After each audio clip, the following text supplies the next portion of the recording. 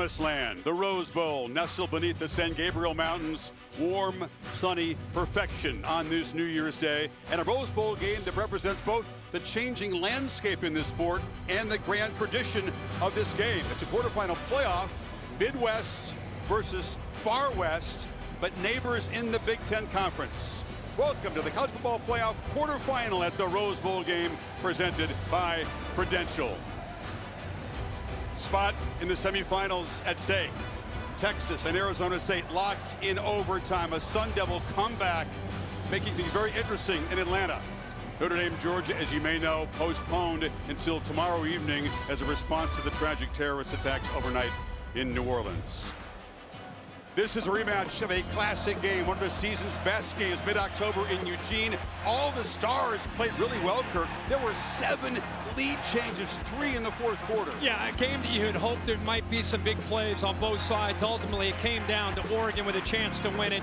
And this was the play. This is the play that has haunted Will Howard since this moment. Sliding, time runs out, and Ohio State waits for another shot, and they get it today.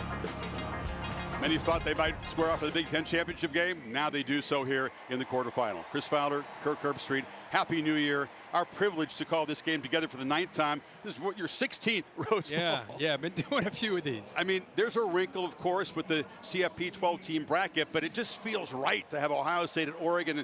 Both teams, Kirk, tell us they've evolved a lot since that first meeting. I thought what you said, in this new world that we're in, yet it's a bit of, feels like a throwback this week out in Pasadena with Oregon out here on the West Coast and Ohio State, obviously traditional power from the Big Ten.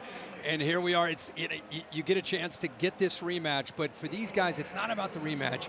It's about these 60 minutes trying to win this game and advancing to the next round. Focus on the quarterbacks, each in their first year at their schools. Dylan Gabriel, a career remarkable quantity and quality. First game against Ohio State, Kirk, the Ducks did what no offense came close to doing. They ripped them apart, throwing and running. Yeah, they had a really balanced attack, and the big thing is they made big plays through the air. I mean, that was the difference. Ohio State not able to pressure Dylan Gabriel.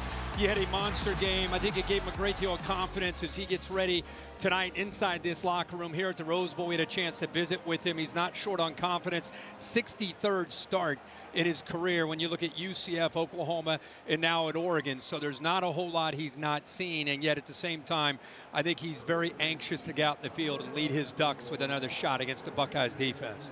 Trouble with the shoulder pads there. He'll get that sorted out. He's so calm, but he's also goofy in a way. He's loose. He keeps his team going. Will Howard, a great leader, different style of play, different style of leader. You talked about this. He told us he thought he could slide, and with 1 second to go, kick a game-winning field goal, misjudged it. He said he was very distraught.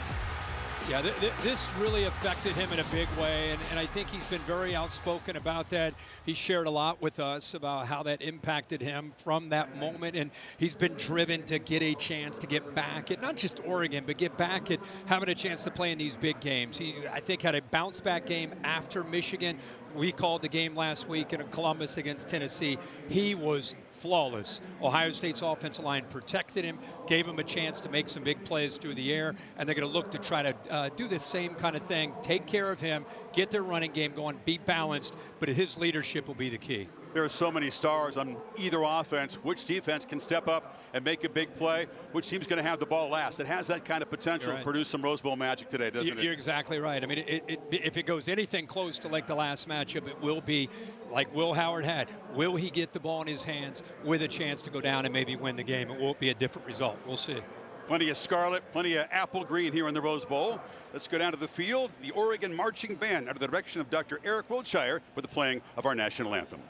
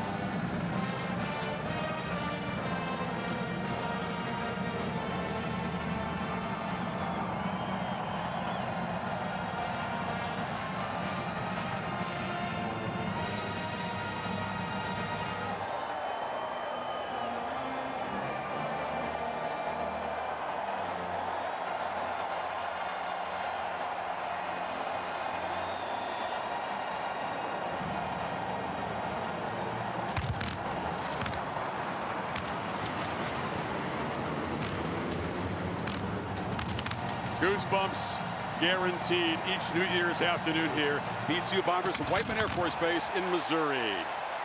The Ducks and the Bucks. We can't wait. The coin toss after this short break from Pasadena.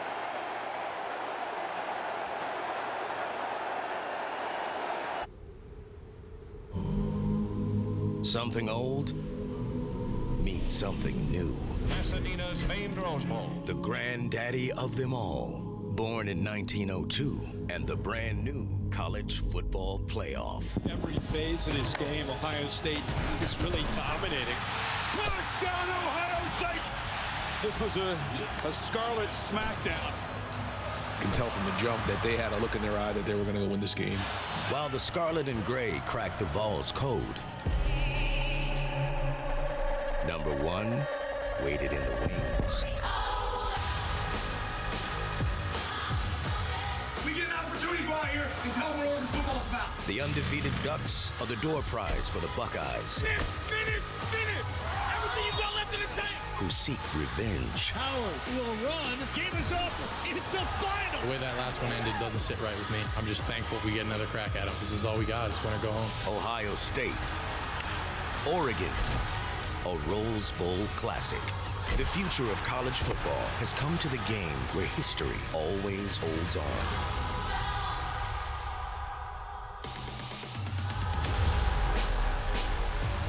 And welcome back. Seen as perfection. The ingredients are here. Winner goes on to Arlington and the semifinals. The loser will taste a bitter disappointment. The Ducks, of course, the only undefeated team. Ohio State's won all 3 previous meetings in the postseason. Rose Bowl separated by about 3 decades. And the national championship game in year 1 of the 4-team bracket. They won it in Arlington by 22 points. Ducks have won the last 2 de facto home-and-home series in recent years, including that game we talked about up in Eugene. Dan Lanning's team, top seed, unanimous number 1 in both polls, and yet an underdog in this game today. Chance to become, with 3 more wins, the first ever 16-0 team in the modern era of big-time football.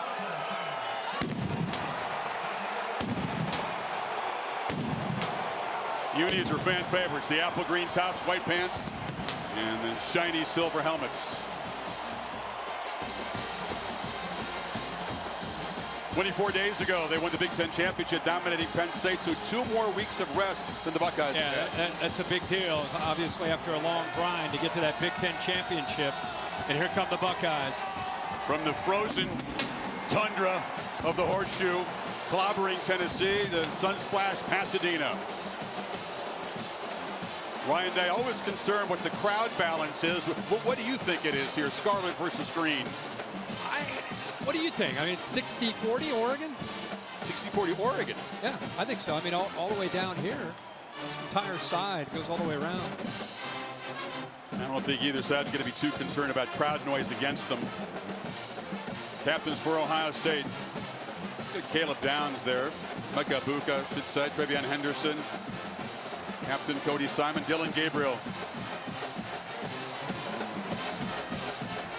3 different stops. Superb at all 3 of them. And this is the last go-round for Gabriel. Let's go to the field. Adam Savoie, the ACC, in charge of today's game, and he has the coin toss. Good afternoon, gentlemen. Happy New Year, and welcome to the College Football Playoff quarterfinals at the Rose Bowl game presented by Prudential. My name is Adam Savoie. I am your referee. This is Johnny Fort. He is your umpire. We're with the Atlantic Coast Conference. It is my privilege to introduce to you our distinguished guests today. First, the president of the Tournament of Roses Association, Mr. Ed Morales. 30. Next is the Grand Marshal of the Rose Bowl, Ms. Billie Jean King. The coin, please. Thank you. Today's coin features the Ohio State Buckeyes logo on one side, the Oregon Ducks logo on the other. The winner of the toss will be the team whose logo is face up when the coin comes to rest. Oregon, you've won the toss. What is your choice? Defer. You would like the ball? Which way would you like to kick? Please place your backs to this end zone. Oregon has won the toss and elected to defer its choice to the second half. Ohio State will receive on the south end. Good luck. Great to have both Holly Rowe and Stormy Buonantony with us. Stormy, how's Ryan Day? Coach Day, you and your players have been adamant about how different this version of your team is compared to the one that faced Oregon earlier this season. How do you need to see those changes on display here today? We just got to play really, really hard. Get a fast start, figure out where we are at halftime, and play great in the second half. Thanks, Coach. Good luck today. Okay, thanks. Holly's on the Oregon side. Well, Coach, it's been a long time since you've snapped a competitive ball in a game. Tell me what the focus is for energy and execution early. The next play. We're focused on the next play. Excited to go see our guys perform. Defense starts. How can you get off to a good start defensively? A 3-and-out sounds nice. Why don't we do that? Sounds great. Thanks, Coach. Appreciate it. Grand Marshal Billie Jean King, she coined the phrase, pressure is a privilege. Pressure is real, Kirk, in these games. Who will respond to it? Who will avoid the mistakes and move on to the semifinals? You couldn't ask for a better setting for these teams with so much at stake. Dan Lanning mentioned, excuse me, that he's going to put his defense out there first, so we'll see this Ohio State offense right away. We talk about this every time we come out here. It's opportunities a lot of these players dream about, playing in this kind of stage, and now it's a reality for a lot of them. Energy unlike any other event. These folks, many have waited a lifetime to be here, and there's no place else they'd rather be than watching their team battle in Rose Bowl number 111. Atticus Sappington, transfer from Oregon State to kick it away. Emeka Ibuka at the goal line for Ohio State.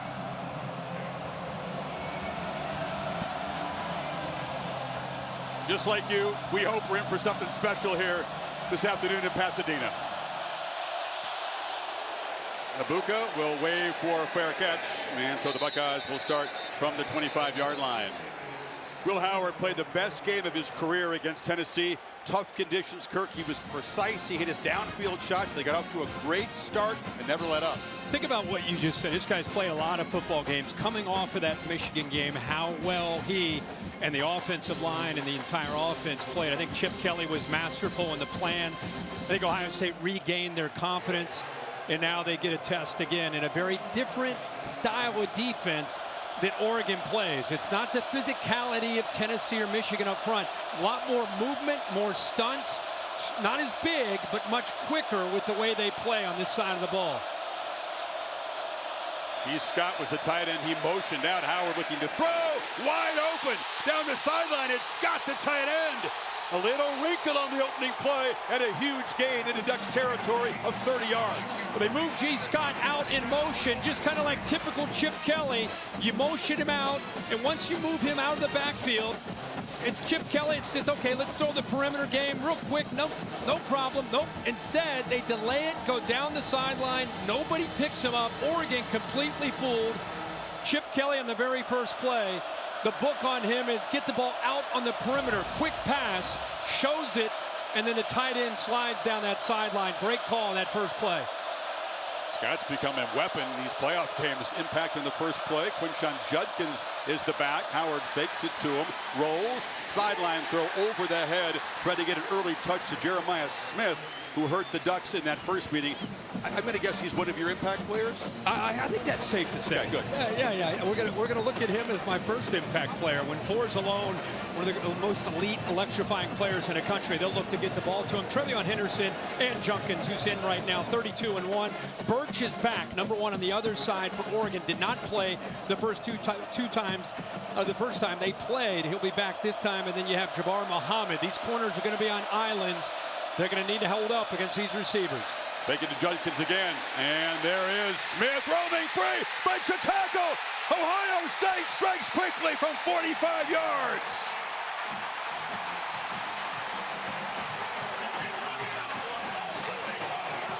He's a prodigy. Looks like he's 25-year-old All-Pro in the NFL.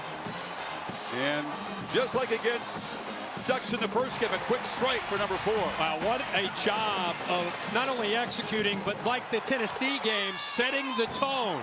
Ohio State took their first possession against Tennessee, scored 7, really shocked that Tennessee defense. And I think here again, against this Oregon defense with so much at stake, and just like that, after 3 plays, they're up 7-0 after this extra point. Jaden Fielding with the PAT, less than a minute. Wrinkle early, then a lightning strike to the most dangerous receiver on the team. Yeah, we had a chance to talk with him yesterday. Very, very humble. Let's kind of take a look at this, and this is just out of the huddle. I want you to watch the Oregon defense as Jeremiah Smith moves from the left over to the right. Look at this back end. A little bit of confusion. Are we in man-to-man? Are we in zone? See him coming down late. A little bit of confusion. Now he comes, he's lost. He's completely lost. Now you've got great blocks downfield. Now it's one-on-one. Him against the free safety, Tysheem Johnson. Too big, too athletic, too fast in the open space. He makes him miss, but it started with the confusion on the Oregon side of not locating and understanding the coverage they were in, and then they ended up losing of all guys, Jeremiah Smith, on that squirrel route running from the right back to the left. So Dylan Gabriel and this powerful Ducks offense in a quick hole here. Noah Whittington watches it bounce deep in the end zone. Gabriel's career is incredible.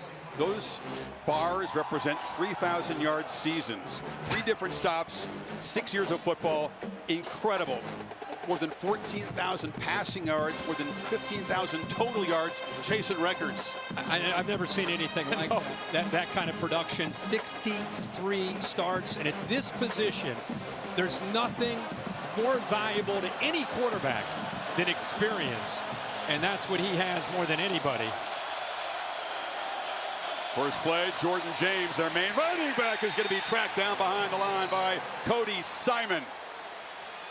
Can the Ducks get this running game going? The winner will face the Texas Longhorns. It was an adventure. They blew a 16-point lead, had a 4th down touchdown pass to get into overtime, and won it in double overtime over a game SU team. First of all, great job by Arizona State coming back to make it at a game, and a great job by Quinn Ewers in Texas answering the bell there in overtime to win it. 2nd and 11 throw. It is bobbled, but it messed up the timing in the play. And so it's just a short gain by Tez Johnson. 3rd down coming up.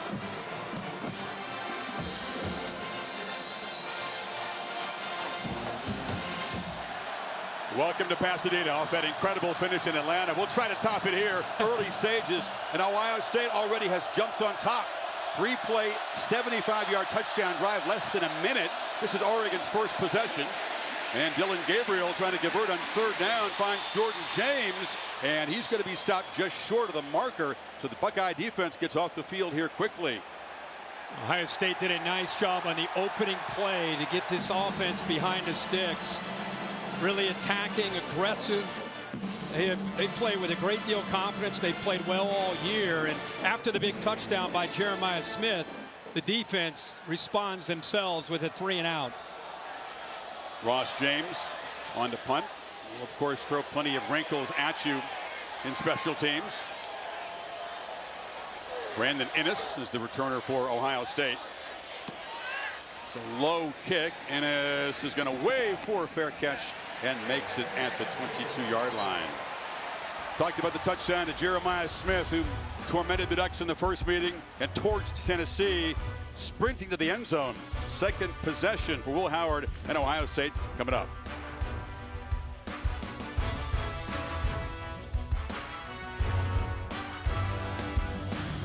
Are you reeling in? It's the Rose Bowl. The rematch game is going to be very intense. It's a special day for the Buckeyes. I've been looking forward to getting another crack at these guys. It's going to take everything you got. It's win or go home. Everything's at stake. This program, we fight tonight. 1-0. It's a rare rematch in the Rose Bowl. First time 2 teams from the same conference have ever collided on this occasion.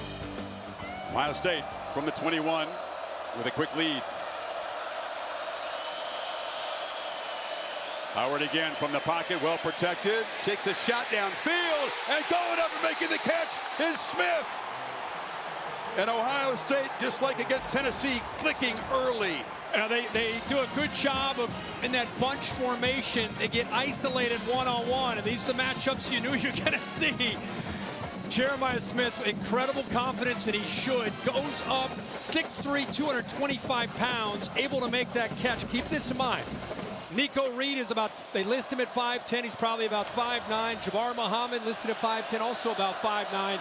difficult matchups and man-to-man against that man, Jeremiah Smith, and his size. Ducks defense wasn't quite set when the play was snapped.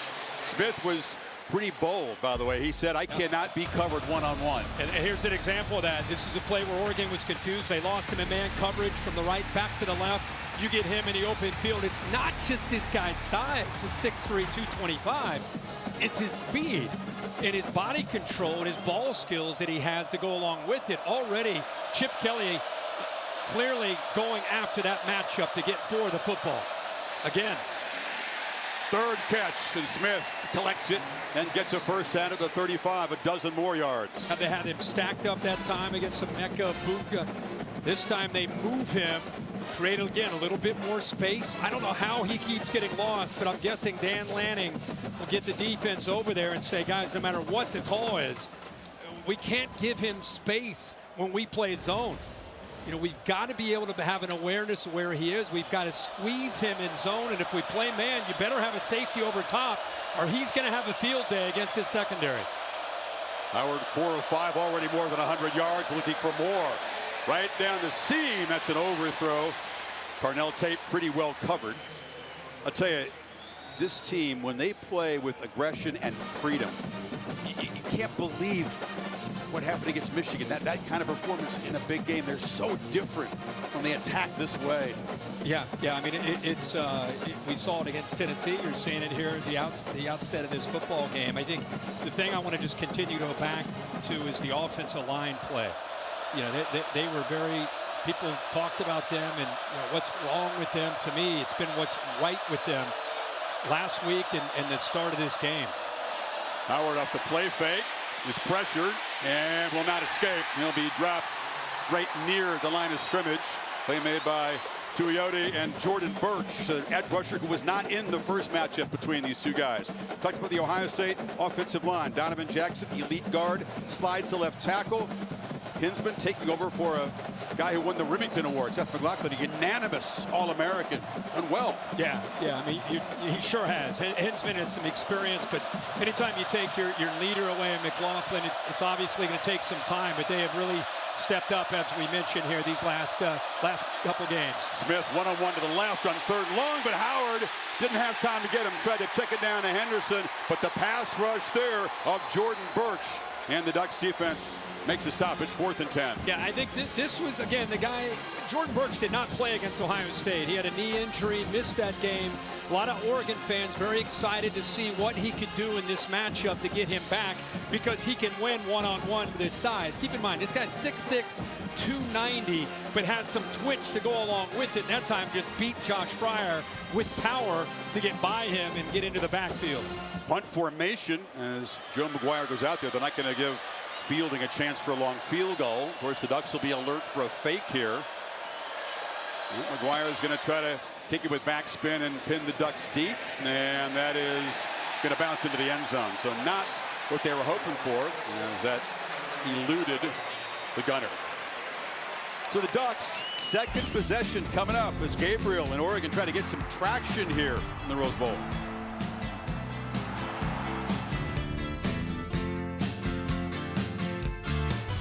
The CFP quarterfinal at the Rose Bowl is presented by Prudential. Retirement is more than a lump sum. It's the sum of your life's work. Help protect it with Prudential. And in part by AT&T. Connecting changes everything.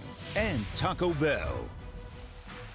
Pressure is a privilege. Dylan Gabriel, Kirk, lives that. 3 games against the CFP field. Only quarterback to face 3 playoff teams. Look at the total yards and total touchdowns. And no interceptions in those 3 games against the Broncos, Buckeyes, and Nittany Lions. Yeah, throughout his career, we talked about how he has 63 career starts at his 3 stops. He, like most of great ones, he usually steps up and plays his best football, especially utilizing his legs in these type of games. Got behind the sticks on first down of their opening series, trying to gain a positive play in here, and out of the backfield, it's bobbled. James able to get a couple of yards, tackled by Cody Simon. This first matchup, you go back and think about it, Ohio State wasn't able to really pressure him. Didn't have any sacks, 32 points, 496 total yards, 341 through the air. All the worst in the year for the Ohio State defense. You know, they gave up 2 touchdown passes, and since then they've not given up a touchdown pass the rest of the year. Gabriel backpedals, and ball is deflected, fluttered as JT Tuimoloau came around and got a hand on it. It's going to be 3rd and long. It's a good job of timing that up. We were asking, you know, with the quarterback who's left-handed, does it affect you when you're trying to bat a ball down here? Being a left-handed quarterback comes back to really haunt. Arm was going forward, Bill Lamont confirmed, so correct call of incomplete. But a tricky situation here now against this Ohio State front. They need 8 on 3rd. Yeah, they got Ohio State's spread out, go to the empty set, 3 to the left, 2 to his right. 3-man rush, Gabriel being spied across the middle, tried to fit it in, and it's incomplete. He's trying to find Tez Johnson in traffic between Downs and Hancock. It's another 3 and out. Well, this is what Ohio State wants, no matter what down, is Caleb Downs right in the middle of the field to allow him to utilize his instincts, read the quarterback's eyes, almost comes up with an interception. So often you think of Caleb Downs and you think about what he can do as an alley filler. Here, almost with those instincts, comes up with a huge pick and now a chance to return the punt. 6 plays, 11 yards so far for the Ducks. Very different start. James, another line drive punt. Hits the ground, just doesn't bounce his way. Checks back. It's a poor effort. And Ohio State's going to have great field position.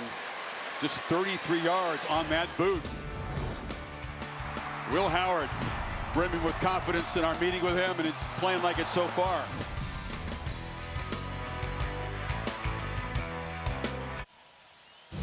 Here's the Chick-fil-A move on the field. Buckeyes are moving around pre-snap, aren't they? Yeah, they really are. Here's G. Scott goes in motion. You think he's going to be a blocker. Instead, they slide him down that right sideline. That's the first play of the game. Jeremiah Smith, you can see the confusion moving him. Oregon doesn't know if they're in man or zone on that side, so confusion. You don't want to lose number 4 in the open field. Got tremendous speed and able to do a lot of damage after the catch. So that was 3 plays on their opening drive and a touchdown.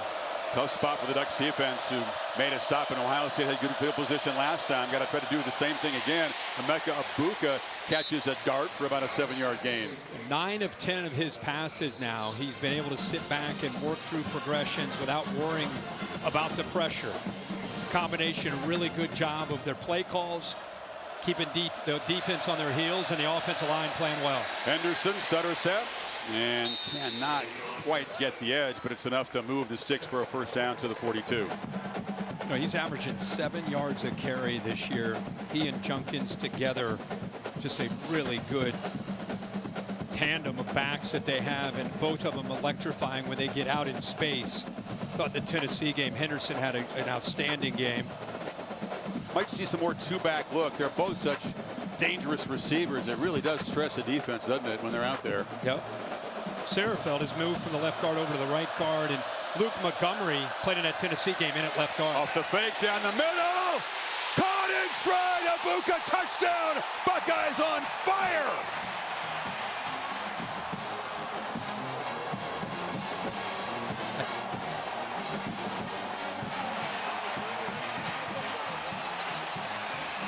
Will Howard picking up where he left off that frigid game in Columbus.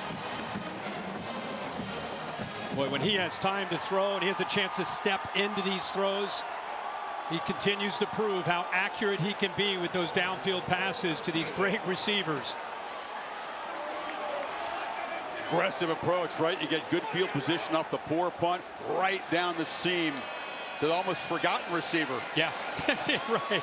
Egbuka, the veteran, the leader of that group, and he's also an NFL-bound player. Well, here's the question. When you have Jeremiah Smith, you're going to force Oregon to put 2 safeties to protect the deep shot. When you do that, it opens the middle of the field. So that's what you're going to have. There goes Jeremiah Smith. You see the safety? We don't want to give 4 a chance. If you're not going to give 4 a chance, now you got to look at the middle of the field. And look, those 2 safeties are split. Great job of splitting those safeties with a great route by Emeka Egbuka. And an incredible throw over top of that nickel back there, Brandon Johnson. And we'll look at the focus and concentration. He actually touched that ball. The right hand bobbles, secures just with the right hand, and crosses the goal line for that touchdown. Really good look at it there, guys, for the touchdown there for the Buckeyes to go up 14. That ball hit Johnson's hand, and Ibuka never lost focus. And just brought it in with the right hand. 2 3-play touchdown drives for Ohio State. Oregon has not been 14 down this season. They only played 3 close games. 8 were blowouts. This is a very different situation this season for Dylan Gabriel. Of course, in his career, he's done it all, experienced everything, but this is a test of poise here. They're going to have to find some answers and answer quickly, I think. Here. Well, this is where you rely on that experience of Dylan Gabriel to try to keep his composure here. You know, it was Ohio State that went into Autzen Stadium and had to overcome the adversity and dealing with the crowd noise. The Buckeye faithful now coming alive here as their defense comes back out of the field with a 14-0 lead. Trouble on first down in both of these Oregon series. Little trickery here. End around for Tez Johnson. Doesn't get a chance to flash the speed as he is closed down quickly by Burke and Sonny Styles. Boy, Sonny Styles showing the speed and the range. Watch him feel this and recognize it. Holds his ground. Now he sees it. Now it's a foot race. He's moved from safety to linebacker. Continues to get better. 6'4", 235. Denzel Burke coming up to also help Ohio State not fooled at all on that play. Again, Oregon behind the 6 on second down. Gabriel to the perimeter, gets the ball to Johnson and skips out for a short gain, but again, it's going to be 3rd and long for Gabriel. Ohio State already 3 plays of 30 yards or more and a 4th play of 29 yards or more.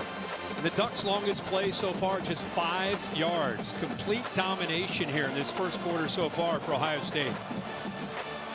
Ducks trying to work the perimeter. Will Stein is the talented young play caller, but Ohio State's all over it this time. They got hurt in the first meeting on the edge of the field, didn't they? Absolutely.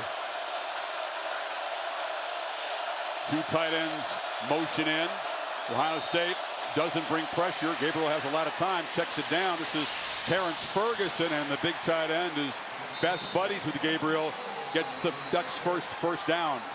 Ohio State just rushing 3, dropping 8, keeping everything in front of them. The threat potentially of the scramble by Gabriel hurt Ohio State a bit with his legs in that first matchup. They forced him to check it down, and this is what Ferguson brings to the table. Almost just a check down there. He's got very good ability to make plays after the catch. 6'5", about 255 pounds. And at least maybe they get their footing now after picking up that first down. James off the left side flashes the speed, and Jordan James picks up about 11, and doesn't take much to get this Oregon offense going. No, they can go fast. They can get some tempo going. Ohio State lost the edge of the defense that time. Jack Sawyer kind of pinched in, and on top of him, Sonny Styles not able to come around and prevent that play from getting out the back door. Clean pocket, downfield shot, and it's up in the air off the helmet of Igbenogson, trying to find Tez Johnson. Ball hung up a bit. It did. You're right. I mean, this is what, you know, Ohio State's going to get some chances one-on-one. You knew Oregon's going to get some chances one-on-one. This ball, as you said, right off the noggin, right off the top of the head. It's one way to break up a pass. Well, it tells you he was phased. That ball brought Tez back just a little bit. Deep shots by him and by Evan Stewart hurt the Buckeyes early. Johnson, by the way, limps to the sideline after that play. Yep. James swarmed, trying to make a cut and loses yards again. Big Ty Hamilton tackled among Kenyatta Jackson. Yeah, Chris, watch where Kenyatta Jackson comes from on the backside. Watch how he works. I mean, this play's designed to go to the right. Look at big 97, blows up the block and then helps clean it up, along with Ty Hamilton. 3 or 4 negative yardage plays already forced by this Ohio State defense, and now 3rd and 12. And he did that hard clap, showed a blitz there. See if Ohio State drops out of it. Oregon trying to make an adjustment to that blitz look. You've got to hurry here. Play clock at 1. They just get it off. Gabriel delivers. Catch made. Juggled at the sideline. It's going to be short of a first down. They got Trayshawn Holden, the Alabama transfer, into Ohio State territory. But it's 4th down. Yeah, Ohio State showed blitz. The check and the audible after he looked to the sidelines by Dylan Gabriel was to get the ball out of his hands quickly. They were expecting those 2 middle linebackers to be able to come on the blitz, so he wanted protection of the ball out quickly. And because of that, they're not able to get their routes down far enough to pick a first down. They send out Luke Dunn, the Aussie, to punt, not their regular punter. But off that 31-yarder by James, they're going to give the Aussie a chance. It's a line drive boots down near the corner. That works out better. It was a promising drive for the Ducks. A couple of first downs. They get stopped, but at least we're able to flip the field. Ohio State takes over at the 9, up by 14. Got more scarlet or green here.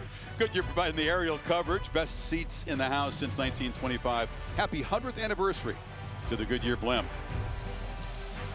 Look at the beauty of this. I have people from back in Ohio saying, man, growing up watching the Rose Bowl, and there's the bracket. Notre Dame, Georgia, by the way, 4 o'clock Eastern time on ESPN tomorrow. Pushback. The winner here, a week from Friday, would take on Texas in the Cotton Bowl in Arlington. Ohio State from inside their 10. Pitch it to Judkins, heading to the boundary. Big hit delivered, but he picks up about 5. Kobe Savage delivered the blow. Yeah, Ohio State continuing to look to be aggressive. They're not going to let up in any way at all. And if you're an Oregon fan, you know, it's not always just about Dylan Gabriel. You saw special teams do their job, try to pin Ohio State inside the 10-yard line. And if you're trying to get back into this game, you're either trying to get a 3 and out, you're trying to get a turnover, something to spark the Oregon team here. But Ohio State in total command of this game. Hand up on the middle. Judkins is hit and driven to the ground. Derek Harmon, the Michigan State transfer, first-round projected player, makes that play, and it's 3rd down. Holly? Tosh Lupoy, the defensive coordinator for Oregon, just got in his guy's face after that last series. They're connecting downfield for the Buckeyes. They said, we've got to get more pressure on the quarterback. You've got to get in his face. It's just got to happen. Pressure has been their calling card all year. 40 sacks. 38 tackles for loss. They're trying to dial it up more right now on this Ducks front. Better be aware that Jeremiah Smith is on the left of the formation. Howard's looking that way, launching downfield. Catch made! He cannot be stopped. He beat Dante Manning that time. What a ball. And look, they have a safety over top. Pretty good coverage, but he misses the football. Not able to locate the ball late. You got a safety over top right here. You just cannot allow Jeremiah Smith into the boundary to be able to make this catch, and Will Howard to make that kind of throw with a safety over there late to come over to help out. Manning's a long, fast corner, not short on talent, but Smith, the ball is that precise. And field day. And Chris, he was in pretty good coverage there initially. It was just those last couple yards. He started to look for the football, and when he started to look for the ball went by him right into the hands of Jeremiah Smith.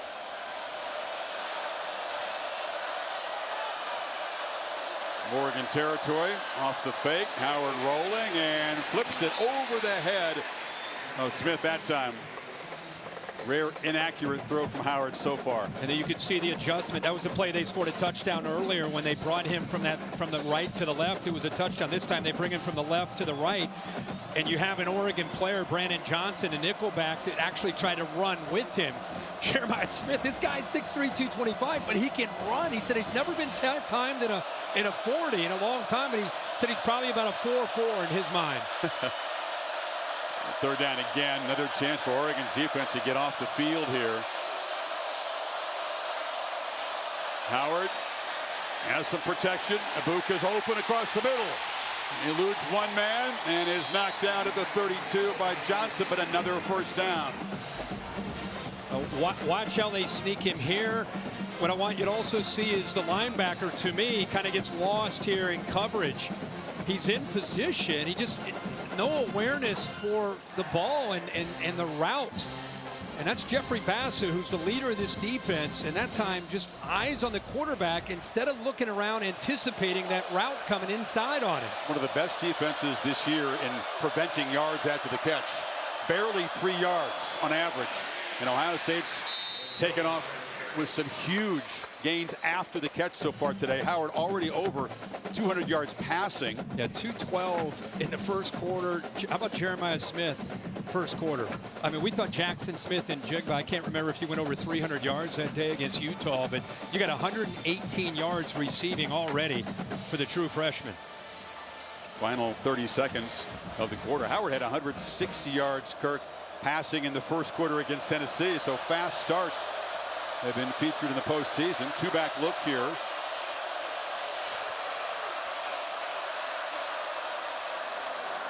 Around the edge, Judkins is going to bounce off a man. And Brandon Johnson couldn't get him down. And we'll set up 3rd and 5 here as the seconds will tick down to the end of the first quarter. Ohio State, 2 3-play touchdown drives. Pass game is on fire, and it's 14-0 after 1 quarter here in Pasadena. You're watching the Rose Bowl game presented by Prudential on ESPN, the CFP quarterfinal.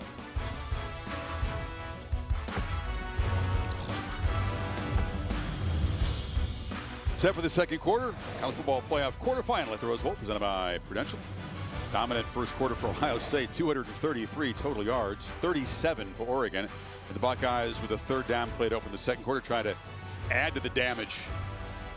Already converted a couple 3rd downs, a 3rd and 4 and a 3rd and 5. They face another 3rd and 5 here.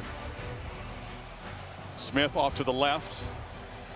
Jabbar Muhammad covering him. Henderson is the back.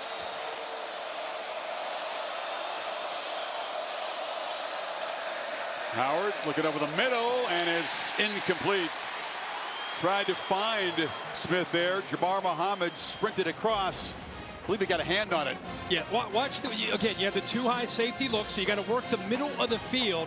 He gets a little bit impatient. If he would have waited, he had just enough time to step up, and he had all alone Carnell Tate in the middle of that defense of Oregon for a 1st down. So Jaden Fielding for his first field goal attempt, 46. He was 9 of 10, missed 2 against Michigan, had to battle for his job.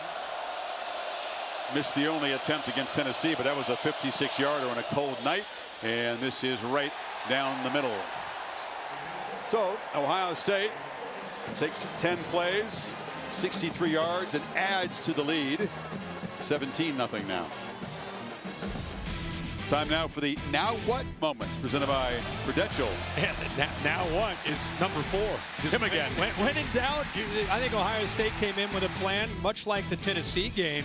Jeremiah Smith is a very different receiver from the time these 2 teams played earlier in the year. I talked to Brian Hartline on the field, said, tell me about him. We've talked, this week, but he said, man, he's just like anybody you would expect. He's recognizing coverage, plays so much more with confidence, so much more physical.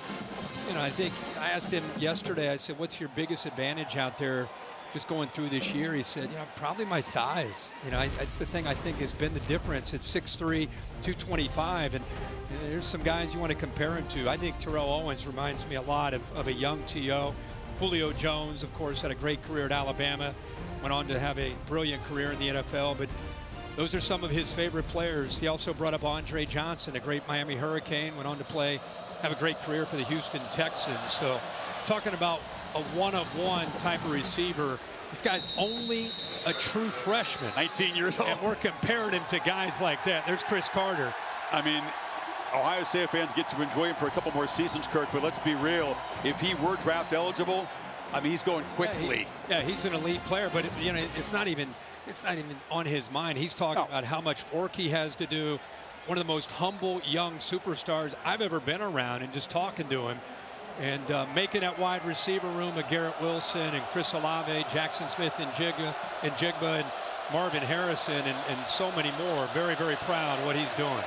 So it's a 3-score game. They try the run up the middle, and Jordan James has had very little room. You can hear the pads pop. Lathan Ransom delivered the blow. Yeah, it's a safety that's coming down. You know, that's not a linebacker. That's a safety that's anticipating a run, and bang, makes a big hit just like that. He hit like a linebacker. Ransom, a veteran in that back end for the Buckeye defense. Oh, they all veterans. They are. The 53rd game. There's so many guys in this defense who have played so much football at a high level. 2nd and 7. James has really yet to make an impact play. They're going to pitch it to him here. He makes a cut, but right back into heavy traffic. It's going to be 3rd and medium now. I talked in the meeting with you and others about that yesterday. I said there's a perception out there that Ohio State went out and bought all these players, all at $20 million. And the reality is, this is their defense. Look, this is their starting defense. 5th year, 5th year, 5th year, 4, 4, 4, 4, 4, 3. That's how many years. He just got a couple of the transfers that are helping. And Davidson, he's been here for a couple years. Caleb Downs, the big transfer. That's one guy on this defense that has come in to help this defense. The rest of these guys have been around for 4 or 5 years playing. Spent some money on offense. They're down. It's a low throw, but Trayshawn Holden goes down and makes the catch. Feels like down 17. Something's got to happen for Oregon's offense in this possession. Yeah, he hit a free release. Ohio State had soft coverage. Dylan Gabriel going to go fast here. Good job of getting his hands. Looks like he got his forearms underneath to hold that football. James off the right side. Holden, a guy that was involved in an unfortunate spitting incident. Made a play early in the game, then spit. I think Benosin was ejected from the game the first time. So trying to atone today. There's Caleb Downs again, Chris, in the middle of this defense. Plays it a lot like a linebacker. Jim Knowles plays with its 3-safety look. And Caleb Downs is kind of a hybrid. They ask him to do a lot. They rely on his instincts. Jim Knowles said, you know, I spent 3 hours. 3 hours. He said, I felt like I was getting ready for a interview to get a job, talking to him to make him leave Alabama, come to Ohio State. Tyleik Williams makes the stop inside. Jordan James, and it's going to be 3rd down again. They need 8. They're being patient with the running game, but James has nowhere to go. Nowhere to go. It was funny, Knowles telling us that. He said, you know, when we sat down with him, he decided he was going to transfer. He said, I was prepared, and he said, he and I alone talking football in my scheme for 3 hours until he finally said, all right, I'm coming to Ohio State. It's a hard sell. He said, I feel like I was being interviewed for 3 hours. Noah Whittington is the back. Another difficult challenge against this Ohio State defense. They bring pressure, ball out quickly, catch made, getting rocked is Tez Johnson. He's short of the marker. Jordan Hancock delivered the blow. Let's see what Dan Lanning decides to do here on 4th down, down 17. They brought that simulated pressure. They knew the ball would come out in a hurry. The safety's doing a really good job of anticipating that quick throw. And I really think that Dan Lanning is sensing what you and I are sensing. You give up 17 to this Ohio State offense, you can't afford to get down by many more. They got to go for it. Big play, early 2nd quarter. They need 3 yards, and timeout taken by Ohio State on defense. They got to look at the formation. Day knows how big a play this is, too. A chance to get the ball back near midfield and build on this lead.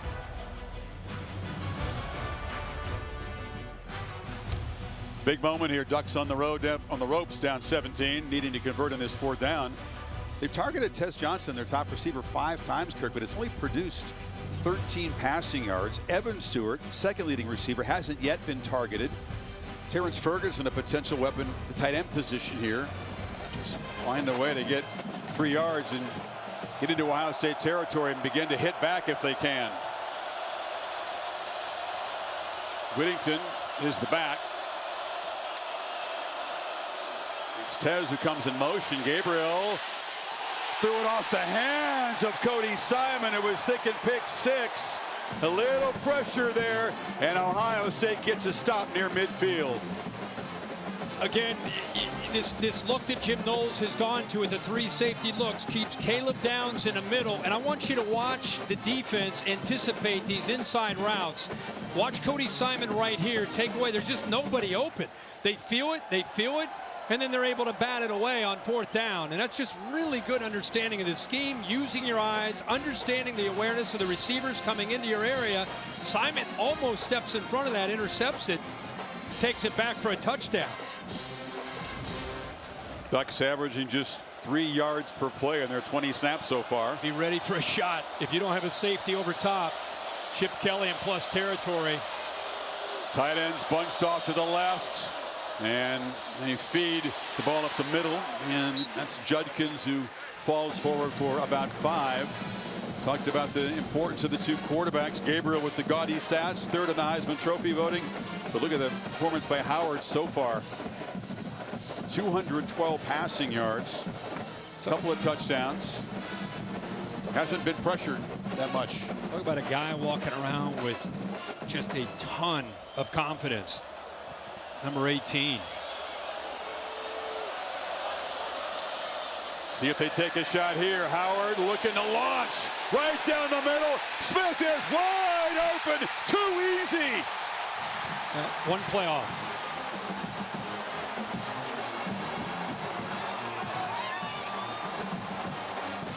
They're carving up a Ducks defense that was pretty elite this season. And number 4 making good on his talk pregame. Cannot be stopped so far. Wow.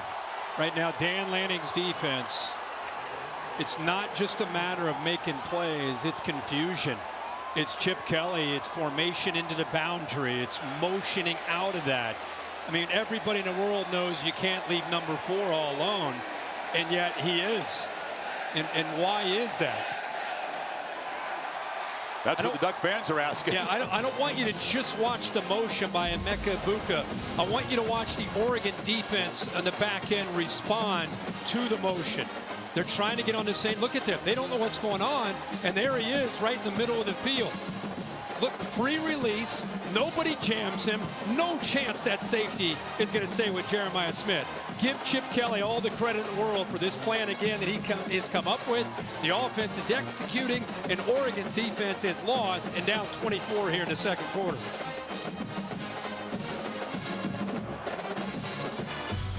The CFP quarterfinal at the Rose Bowl, presented by Prudential, is brought to you by Allstate. You're in good hands. And Gatorade. It fuels the best because it is the best.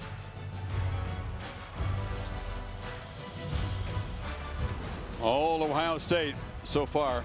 All Jeremiah Smith.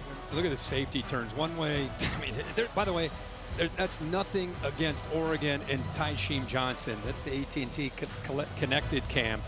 But you're looking at one of the most gifted receivers we've seen in a long time with a free access, running full speed at you at 15 or 20 yards. He turned you one way, turned the other way. I don't know if there's a free safety in the NFL that could have stopped him on that route. It's a Dan Lanning and Tash Shipway coordinated defense that is dizzy right now and in deep trouble. The offense hasn't been able to answer that 4th down stop near midfield. Made it feel urgent. Stormy Smith is just, he's doing what he said he was going to do, didn't he? Exactly, and you guys talked about it. What a humble kid he is, but his confidence has been building, and he's living up to the words he spoke on the podium earlier this week. And I even asked him, hey, how do you feel about daring Oregon's defense? Did you poke the bear a little bit? He said, I dared him, but I'm not scared. And he said if he sees a one-on-one situation at all, he's just going to smile because he knows he's going to win. His quarterback, Will Howard, by the way, moments ago said, pedal to the metal, buddy. Now, Howard has been extremely precise on his deep shots, just as he was against Tennessee. Ducks still trying to get something going, and again, losing yards on 1st down. It's been a pattern. Yeah, Tyleik Williams is having a game himself. So much focus on the defensive line. It's like Jordan James, their starting running back. We knew he was out, but now he's headed to the locker room. It's a big loss for this offense, but so much focus for the Buckeyes. Defense goes to the edge, but Tyleik Williams is a veteran, plays with power and quicks, really owning the middle right now, that Oregon interior. Gabriel on 2nd down, pitch to the edge. Yeah, that's bad news. 1,200 yards rushing, 15 touchdowns for James. Remember Dylan Sampson, SEC Offensive Player of the Year for Tennessee, made no impact against Ohio State. He left the game early in that game as well. Sure did. Yeah, and they're obviously in predictable play calling right now, down 24. But they don't have a lot of depth in that backfield. They're going to turn to Noah Whittington.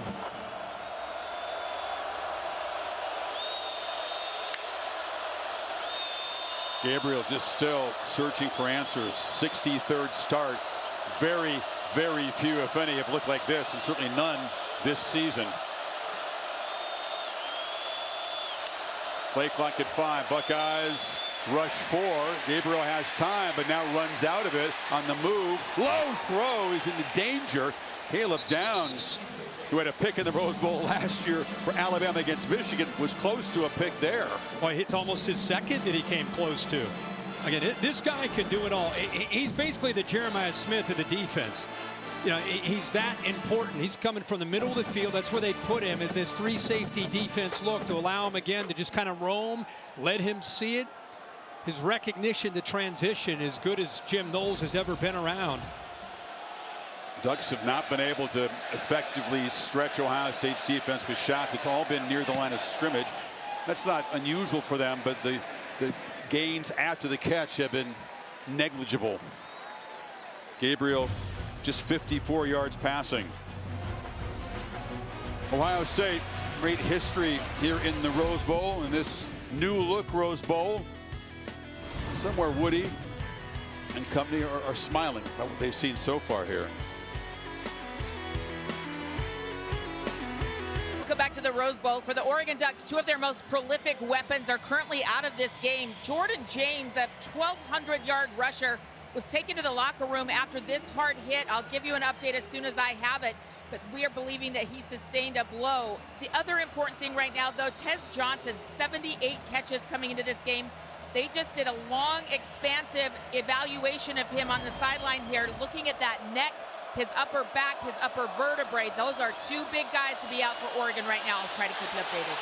And the bad news gets worse. Trevion Henderson is loose down the sidelines, all the way to the end zone. It's a Crimson avalanche here in Pasadena, 66 yards.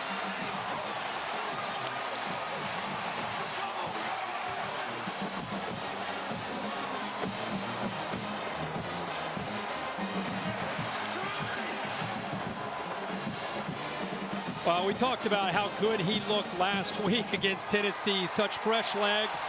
So it's been all about Will Howard and Jeremiah Smith for the most part. It's been all about the passing game.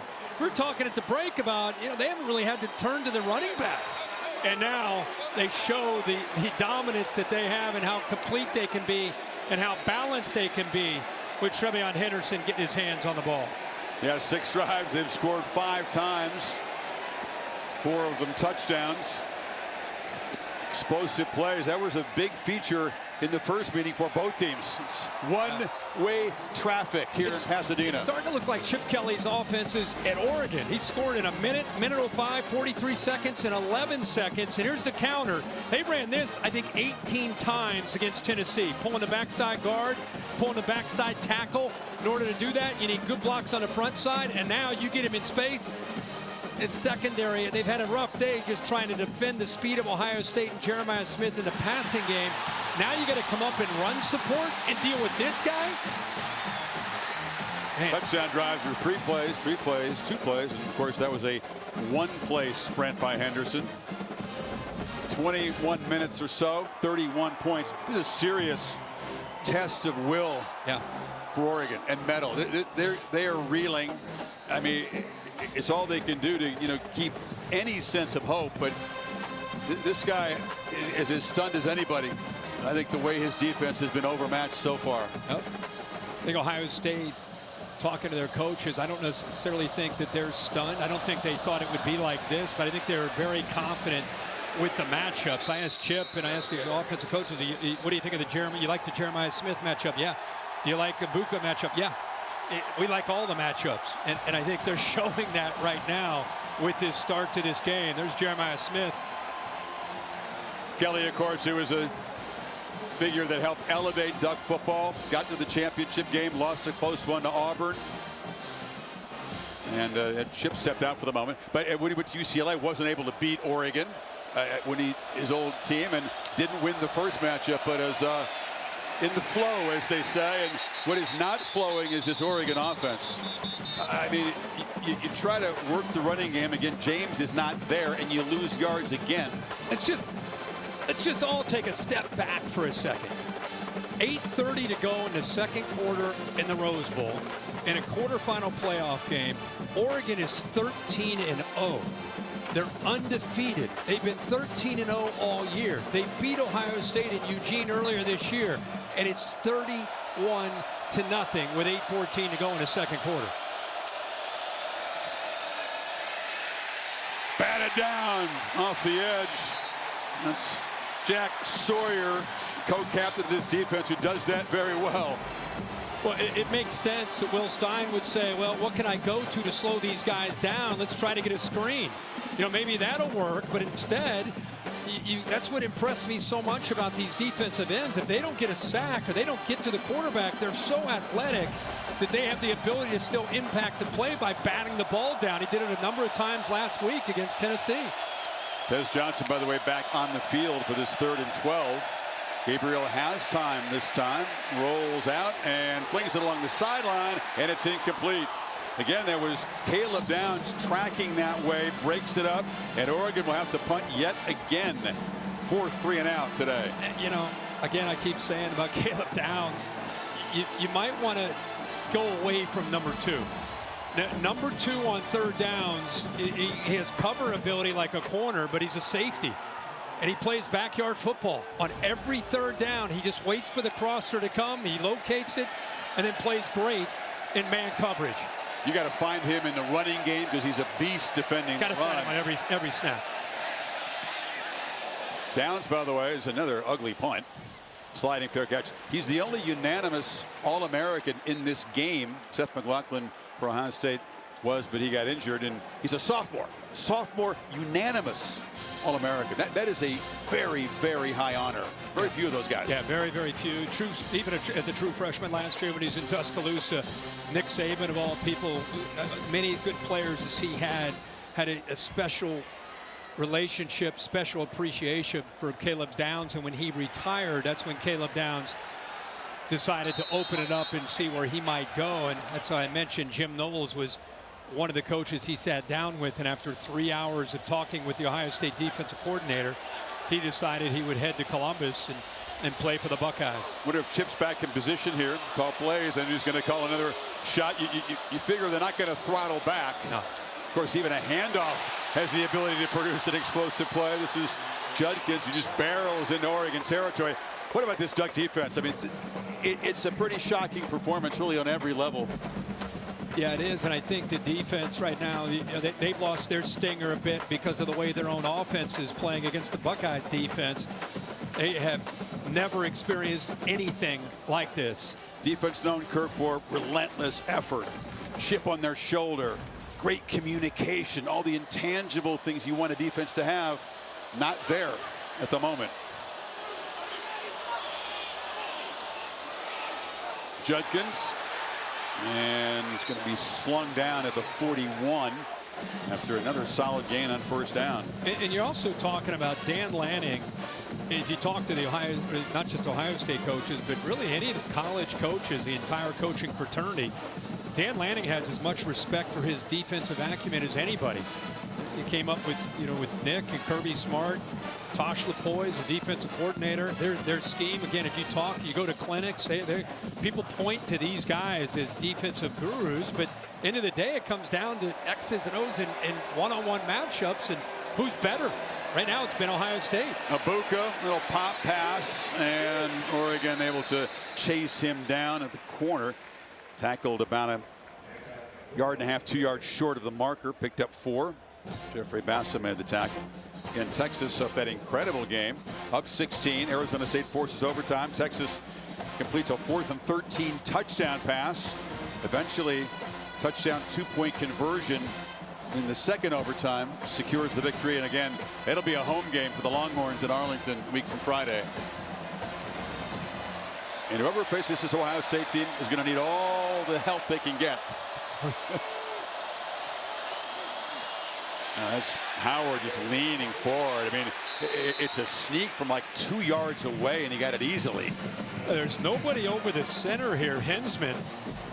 And I'm with you. Look at this. I mean, they just surge through here. There's nobody over the center. And 3rd and 2, he picks up about 3.5. They wouldn't dare take another shot. Jeremiah Smith jogs back out in the field. Anytime they get 1st and 10 in plus territory. He's off to the left. All systems alert.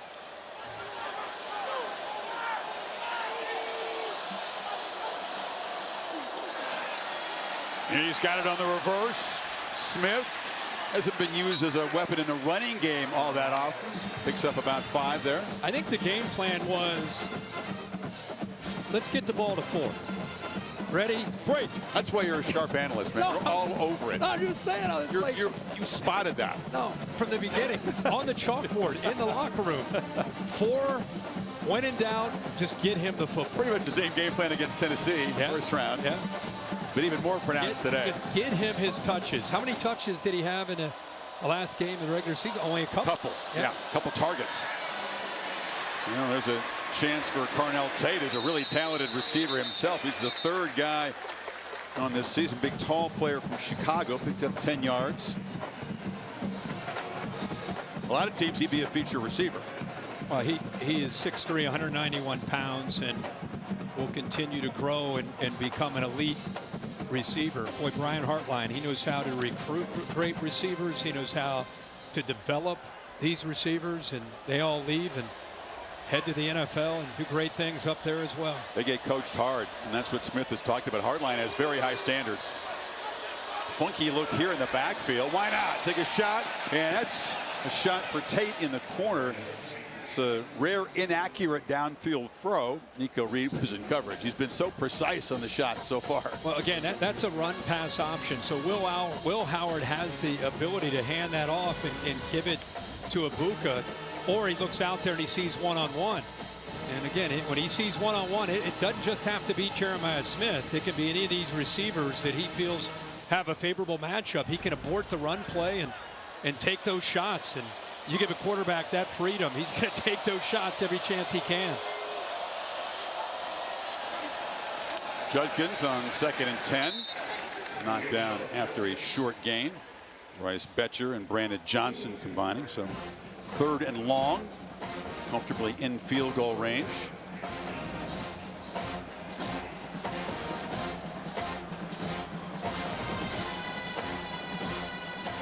Howard talked about the improvement he made physically. He was like 245 when he got there.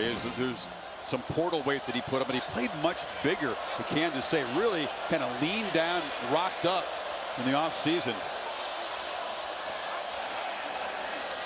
And then Jones shot.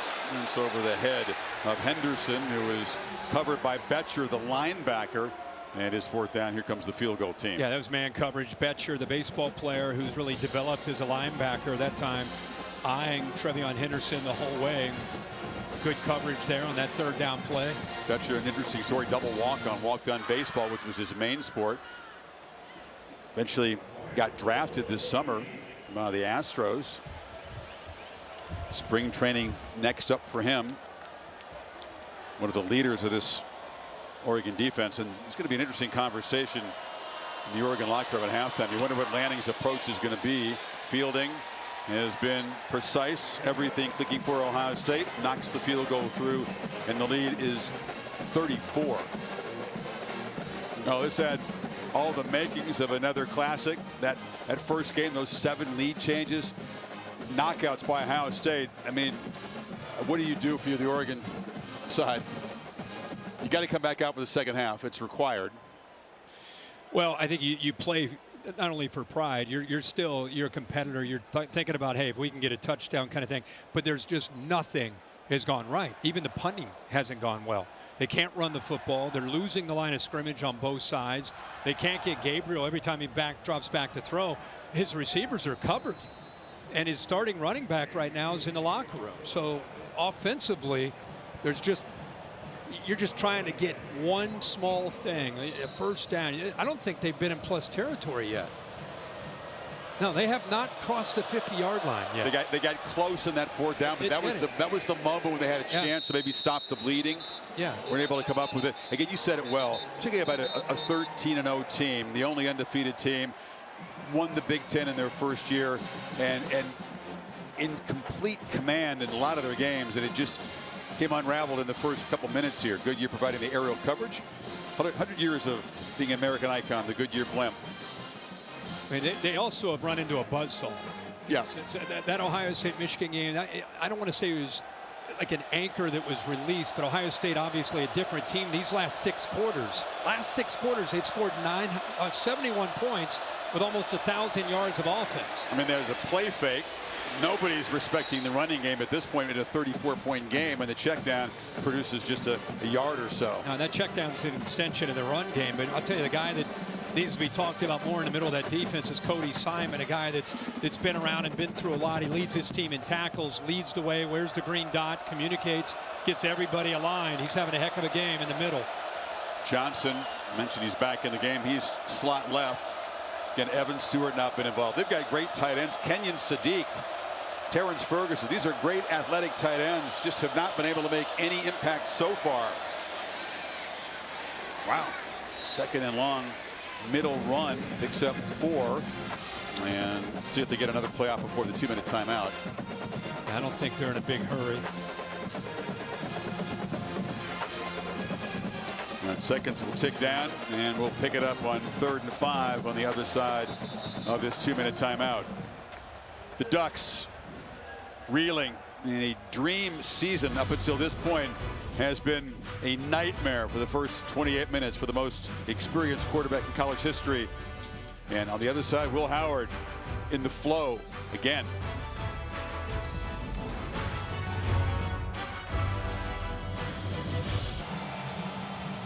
Here's Reese Davis. He'll be joined by Dez and Joey Galloway. Mercedes-Benz halftime report. Highlights of that classic Peach Bowl, the double overtime win for Texas. I'm dying to hear those guys chew on what they saw in the first 30 minutes here. And they've seen what we've seen, this complete domination in every phase by Ohio State. 3rd and 5 for the Ducks. This Caleb Downs just kind of roaming in the middle of that defense. Gabriel moves around to create some space, and there's Ferguson.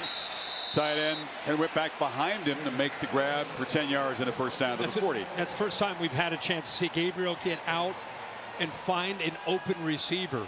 He has the ability to create, but he just hasn't had anybody open to throw the football to. That time, off the scramble, his tight end works in sync with him.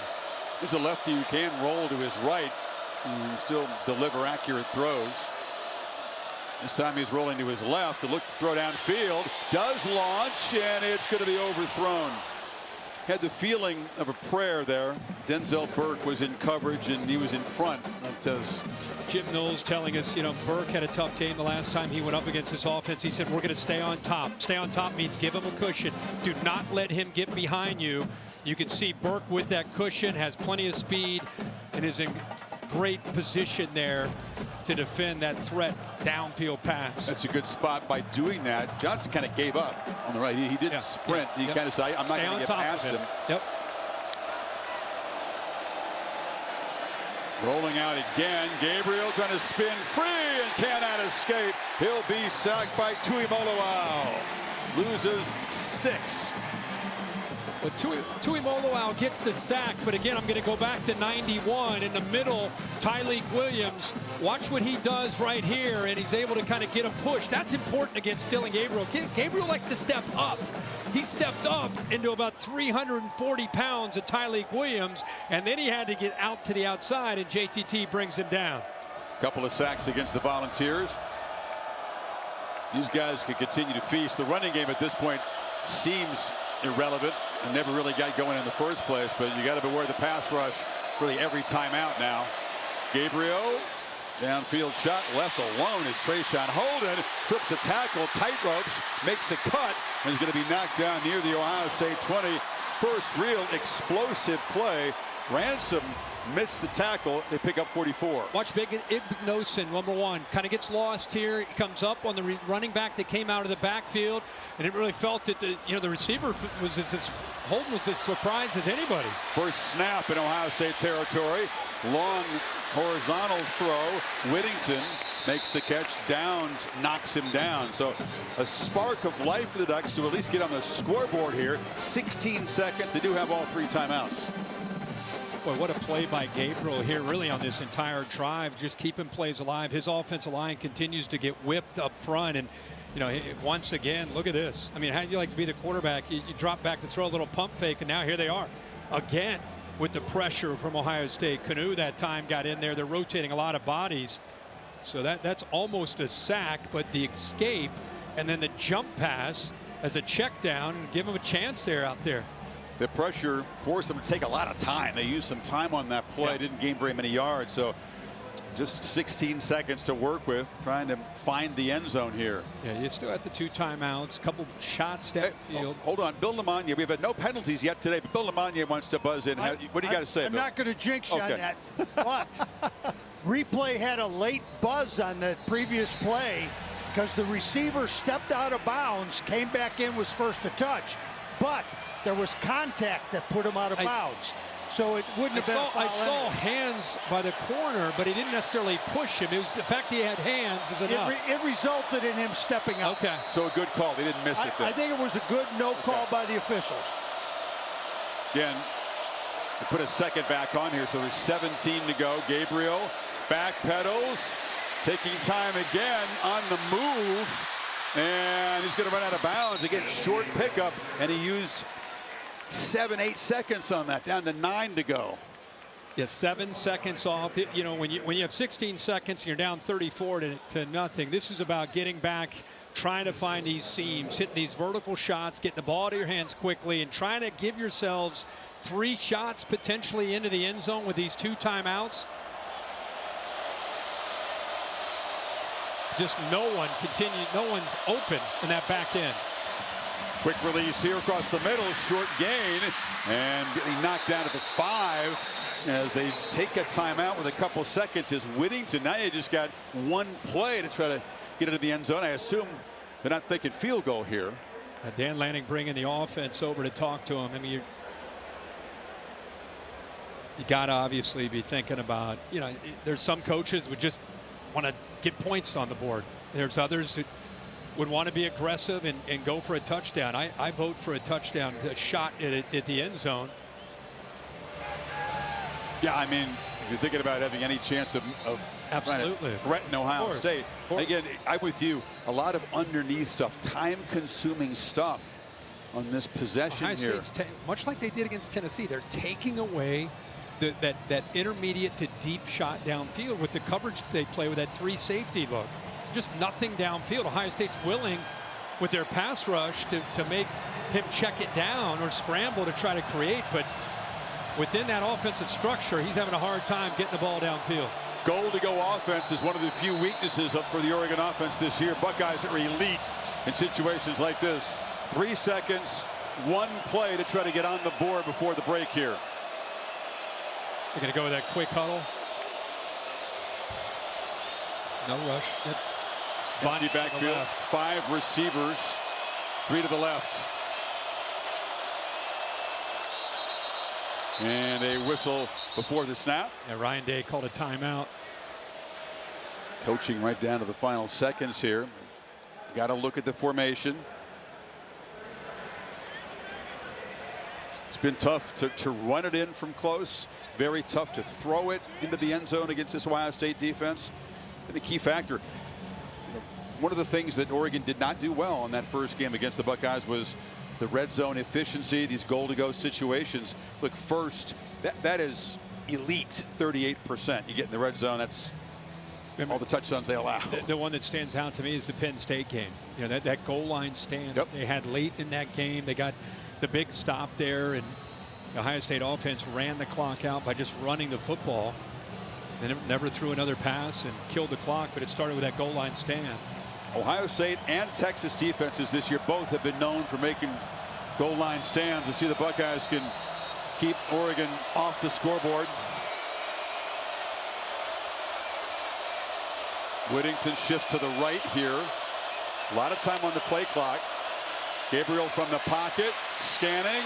Nobody open on the run. Can he get there? Flips it late and touchdown. He finds Trayshawn Holden in the back of the end zone.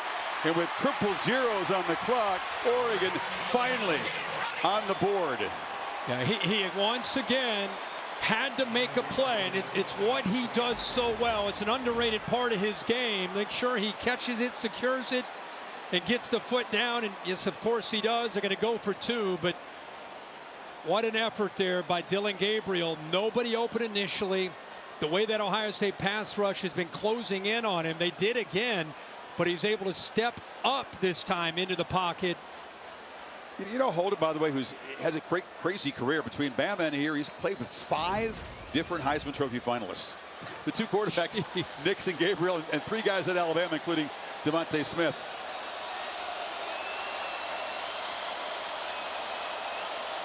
Rex trying to cut the lead to 26 at halftime. Gabriel on the move across the middle and connects. Justice Love with his 20th catch of the season.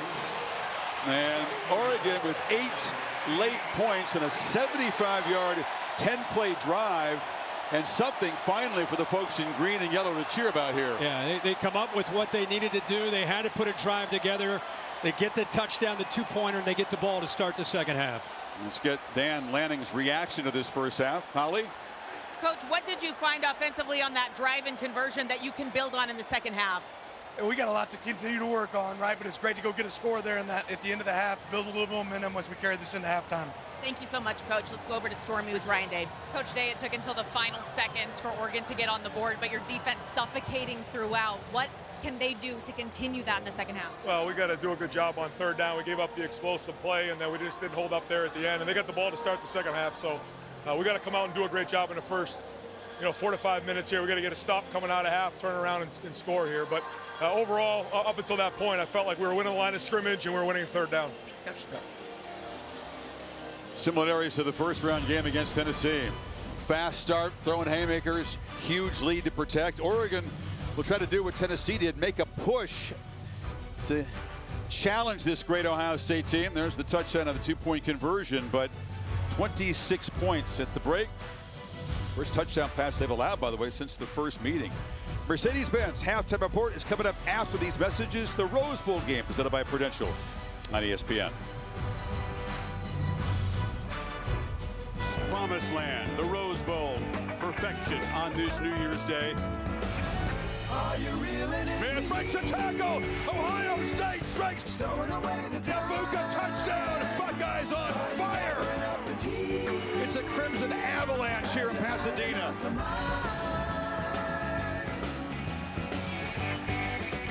Yeah, from the first minute, it has been all Ohio State. Welcome back to the College Football Playoff quarterfinal at the Rose Bowl game presented by Prudential. The margin is 26. Oregon finally getting on the board late in that second quarter. They will get the football to begin the third. And welcome back, Chris Fowler, Kirk Herbstreit. We're getting a glimpse of what the most talented roster in the country, I think Ohio State acknowledged, looks like when they put all the pieces together. And everything seems to be clicking from the start here. Rewarding performance brought to you by Capital One. First minute of the game, this touchdown. Yeah, it took Ohio State 3 plays. They really set the tone and give us a little bit of a precursor of what was to come, and it was number 4, Jeremiah Smith. And when you take Jeremiah Smith away, Ohio State, good job of locating other receivers. Emeka Egbuka with a big play. Another one to Jeremiah Smith. I mean, it's 24-0 in a blink of an eye. The running game really hadn't been used until Trevion Henderson goes the distance for another touchdown for the Buckeyes. Really all Ohio State until that last possession where we saw Oregon able to put together a drive, rolled the dice, went for it there at the last play of the game in the second half, or the second quarter, and Gabriel scrambling, making a play, the touchdown to Holden. So 4 touchdowns down. Oregon can try to build on what they did, Kirk, at the end of the half, but Gabriel's going to have to play, you would think, with urgency and with tempo really from the start in this possession here. And they'll begin from the 25. Holly? Well, Oregon will be without two significant offensive weapons here for the second half. Their leading scorer or rusher, Jordan James, is out for the rest of this game. Also, wide receiver Evan Stewart got dinged in the first warm-up of the game. He has not played in this game. Evan Stewart, a big weapon for them, 48 receptions on the season, so two big guys are out. But Dan Lanning said when he came out of the locker room, there have been Rose Bowls like this before that turned epic. That last Oklahoma-Georgia Rose Bowl was 30-17 at the half. He's trying to get his kids to believe that a comeback is possible. There was a 17-point comeback. It's the biggest in Rose Bowl history, but this is an even bigger chore. Evan Stewart, I talked to him pregame, Kirk. He seemed to be okay, not able to go today. And again, just like the last game, Ohio State's defense knocks the top back out of the game early. Yeah, exactly right. And what we've seen from Ohio State is domination in the middle, and it's Tyleik Williams again. The job that he's doing, and really, I think that has a lot to do with. Look at his hands, look at his quickness. I mean, that guy's 335 pounds, moving around like that. You call him Kung Fu Panda? Isn't that what Jack Sawyer said? He's so quick and so nimble and so explosive with his hands.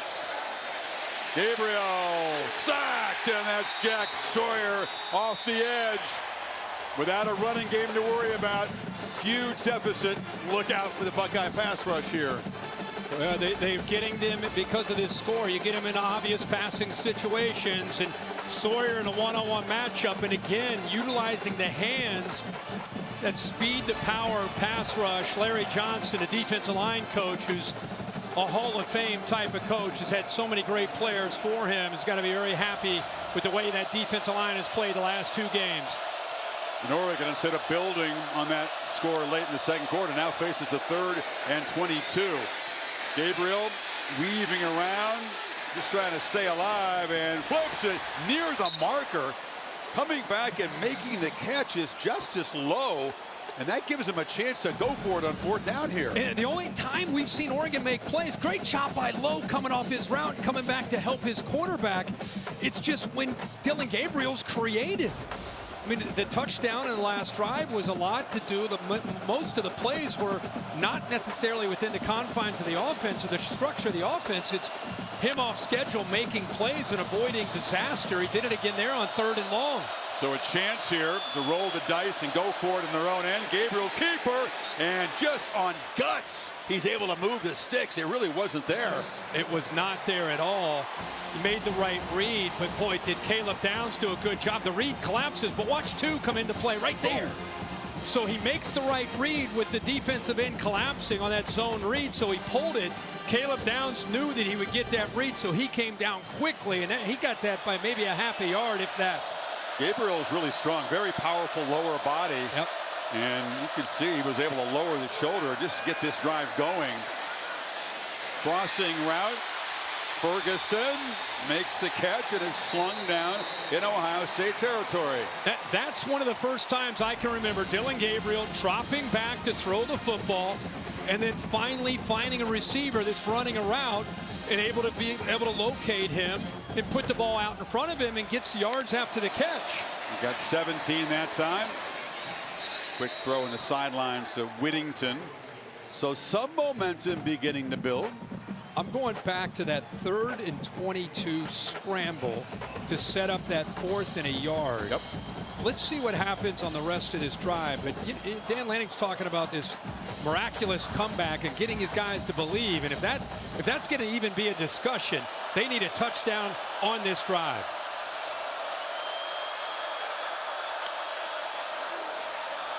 Delayed handoff, and Whittington didn't really fool anyone. Just runs into a wall of white jerseys for not much. That's just did you say a wall of white jerseys? Yeah. Because that's what it's exactly what it was. They're just not getting any push at all. And whether it's Jordan James back there or Noah Whittington, I mean, you're running into the backs of your offensive linemen. What's been impressive is Larry Johnson, man, he is rotating a lot of bodies, allowing them to stay fresh up in that front. Not just playing 4 guys. Jaden Lamar, sophomore with just 23 carries coming into this game, is now in the backfield in this 3rd and 5. And Gabriel down the middle. Precise throw to Trayshawn Holden, and the first down. Tell you what, I wondered if he was able to hold this ball. Tight coverage by Ransom. I think he held it with that right hand, that right arm. He's able to secure it. Yep, right there before he hits the ground. That's all with his right arm. Another third down play where the Ducks are able to step up. Tight coverage there by the Buckeyes secondary.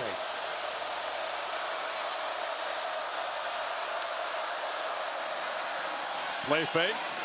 Gabriel on the move again and flips it to Ferguson, who's open. Ferguson barrels down inside the 5. Again, it's Gabriel on the move creating. Yep, once again, I mean, if they're going to get back in it, then that's exactly what's going to happen. He really does a good job of putting Sonny Styles right here in a tough spot. Are you going to stay with the tight end? You're going to take me from scrambling? Gets caught in no man's land, in conflict. Good job of baiting him towards him and then dumping it to the talented tight end. All of a sudden, there's life on the Oregon sideline. The players are up, bouncing around, crowding down this right end of the bench to see if Gabriel and the Ducks can punch it in. How about Ferguson? He falls down and still able to get up and be a factor in that play. Great job. First and goal. Lamar knocked down after about a yard. Cody Simon in on the stop. I know they scored at the end of the first half, but honestly, this is the first drive where it feels like you feel some urgency. You feel, like you said, a little bit of momentum. I know Will Stein there calling plays. Maybe he feels with his quarterback's mobility a bit of an equalizer here to get a little bit of footing against this talented Ohio State defense. 9 completions in a row for Gabriel Kirk, going back to that touchdown drive at the end of the half. And I really think that all that experience, 63rd career start, coming into play, not panicking, playing with urgency, but not panicking. They're going to call a timeout here. Yeah, they have to. There wasn't enough urgency. The operation was a little slow. And the Ducks, again, minus their top running back, minus their top receiver, trying to stage the beginnings of a huge comeback if they can.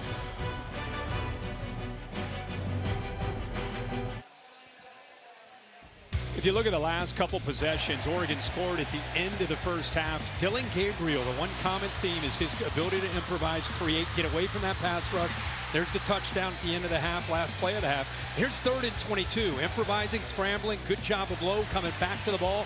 They converted a 4th down. There he is again on the move, finding Ferguson. Got a little bit of momentum going here. The ball inside the 5-yard line, but Dillon Gabriel, all that experience, making some plays here with his legs to get this passing game going. Again, 2nd and goal, very, very difficult to muscle the ball into the end zone against Ohio State. Opponents all season long have failed when trying to do this. You're going to have to work the edges. He has the ability to run and throw. You're going to have to work the perimeter. It's going to be tough between those tackles. Whittington is the back. Gabriel, 1 touchdown pass short of equaling the all-time FBS record. And they test the middle and falling forward near the goal line. No signal yet. He's in. Touchdown. Whittington falls forward. And they go right at the strength of the Ohio State defense. And they cut into this huge lead. They'll kick the 1-point PAT here. What a job and a double team right in the middle. Watch this right here. Watch him be able to push Ty Hamilton. Double team up to the backer. There's the ability to kind of just try to find a way to dent that defensive line. We just said that not many teams have been able to do that against the size of Tyleik Williams, Ty Hamilton, and those linebackers getting downhill, but that time they got good movement. You know what nobody's been able to do all year until then? Score a touchdown in the 3rd quarter against Ohio State's defense. That's the first all season. No advantage, the book says, to go for 2. So the PAT to make it a 19-point game.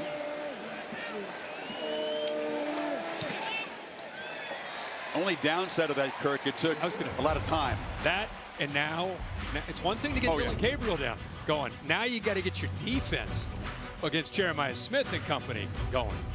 We'll see if Ohio State can pick up where they left off offensively.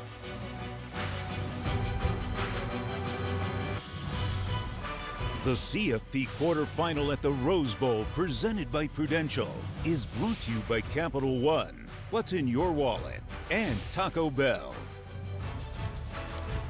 Ducks, LaMichael James, one of 3 inductees of the Rose Bowl Hall of Fame. Congrats to Reggie Bush, Mark D'Antonio, And James, Taco Bell, Live Mas Student Section of the Year contest. Today they're picking up the tab for students from each school, so the passionate student fans can come cheer on their teams. Student tickets hard to come by. You don't get that many.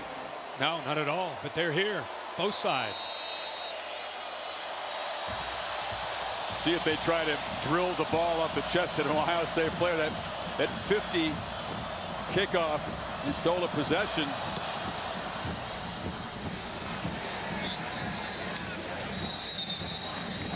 And let's go to Stormy.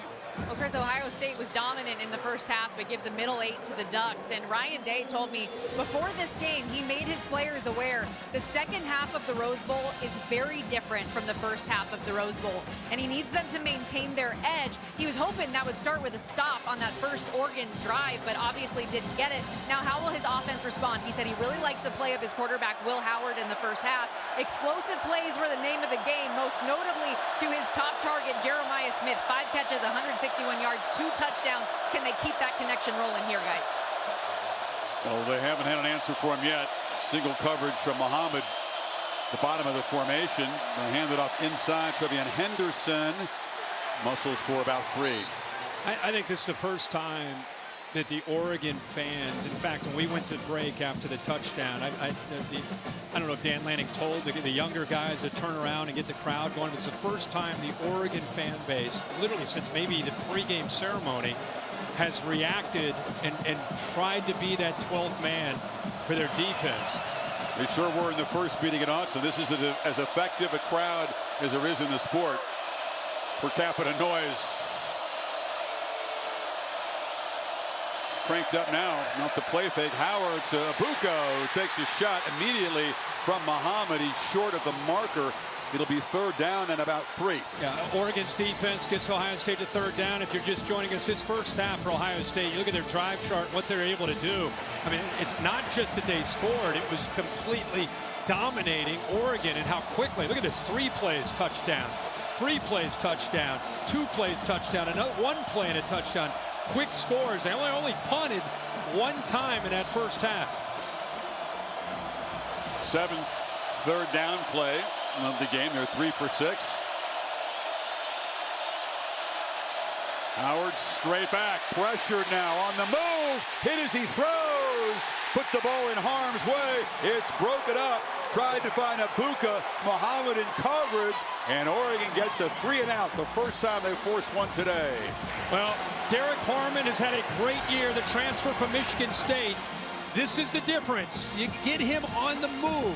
You twist, you slant, you move him away from that one-on-one block, and you give him a chance to use his quickness. That time he forced Will Howard out and allowed Oregon to get the Buckeyes off the field. Tez Johnson, who's back in the game, he's the punt returner. Joe McGuire will kick it high enough to force the fair catch at the 25-yard line. So midway 3rd quarter, a flicker of hope for the Ducks as the sun sets on the San Gabriels.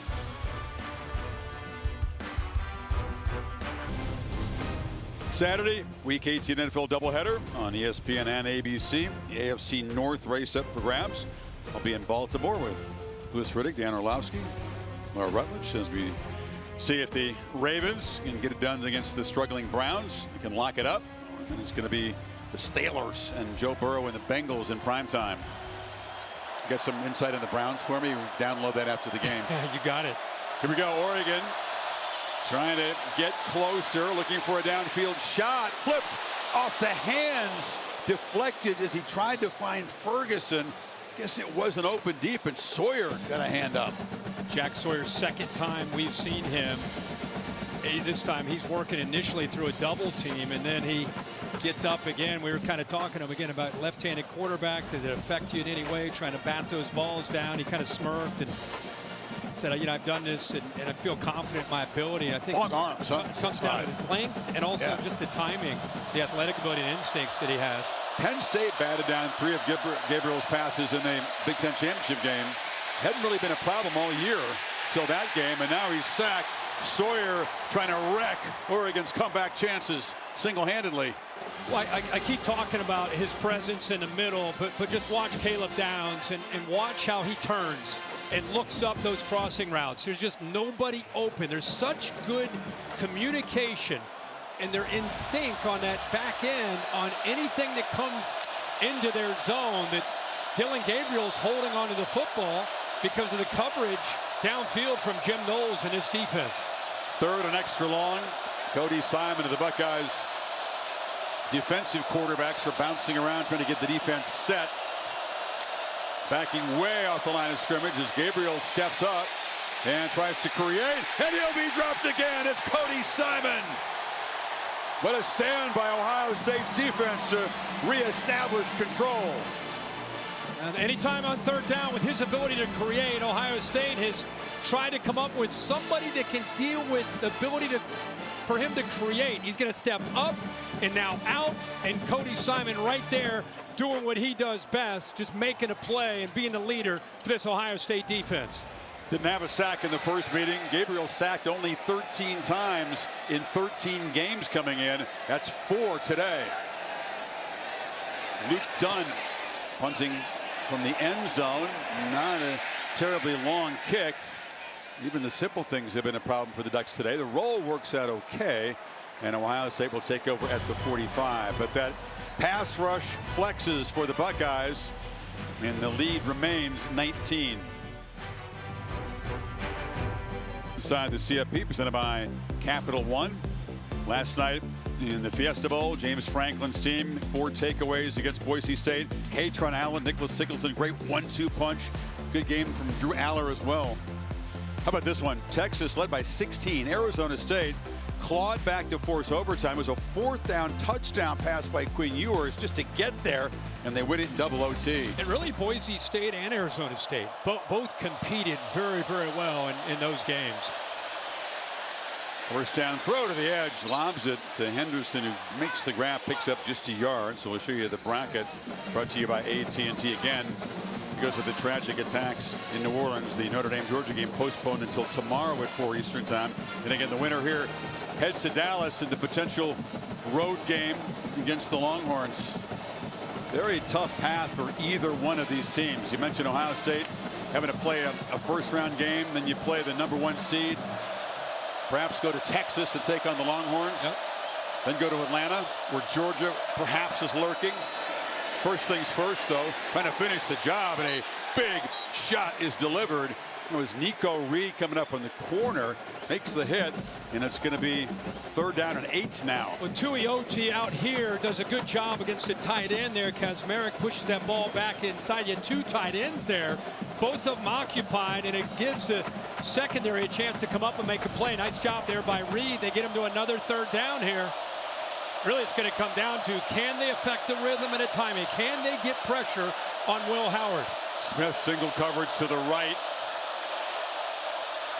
Howard looking that direction, delivers a slant, pitch and catch. It's just pretty easy. They played off him and made him pay for 10 yards. Yeah, last catch he made, I was just asking our guys up here, is a 43-yard touchdown with 10.5 minutes to go in the second quarter. They go back to him here on 3rd down with that cushion. What a tough ask that is for any quarters, especially if you give him a little bit of room there off the line of scrimmage. At time Manning giving him that room, and it's pitch and catch for Will Howard, throwing to his guy, Jeremiah Smith. Frustrated DB there, knocking the ball away. 171 receiving yards on his 6 catches so far. Howard, wonder if he'd take a downfield shot, loops it back across the body, and climbing and making the catch is Smith against Nico Reed. I don't know. Unreal. I just had a feeling that they were going to start looking for him. He's been quiet. Like I said, it's been there's a great job of high pointing the ball, those long limbs, able to use the length. Nice, strong hands. By the way, when you shake his hand, it reminds me of Adrian Peterson when I met him as a true freshman, like a vice when you shake his hand. Strong hands, able to go up, secure that football, and get the foot down. But did you feel like, where's Ford been? And, of course, in a critical moment, they go right back to him for a couple big catches. I'm told triple XL is the glove size if you're interested. 300-yard passing day for Howard, who hands it off to Judkins here. Judkins around the corner. They grab his face mask. flags fly. It was Muhammad guilty, so tacked on yardage after the run. They're able to get to the edge, and Oregon with the face Personal mask foul. call here. Face mask. Defense, number 7. Penalty is half the distance to the goal. An automatic first down. That's the first penalty. Adam Savoie finally gets some airtime after almost 3/4 of play. First penalty on either team, and he got his money's worth. Yeah, he did right there with the right hand. Be half the distance on top of the run. They were able to get to the edge there on that counter play. Ran that a bunch against Tennessee. Oregon lost the edge and unable to set the edge of that defense. Gave Junkins a lot of room around that left side. So Ohio State threatening to answer here and extinguish whatever comeback hopes the Ducks have. Touchdown, put it back up 26. Under center. Toss sweep. Henderson has blockers and just gallops into the end zone. Again, Ohio State makes it look easy. Second touchdown for number 32 today. Just outnumbered him into the boundary. Used the motion by the big tight end. Got numbers to their advantage. Just a wall of white jerseys. They went left on that counter play, and after the face mask, they went right back to that side and able to get to the edge again. So Ducks got momentum. Fans are all juiced up. There's a little bit of belief. What do? Go back to number 4, as you said early in that drive. The throws to Smith set the tone, set the table for Henderson's touchdown run.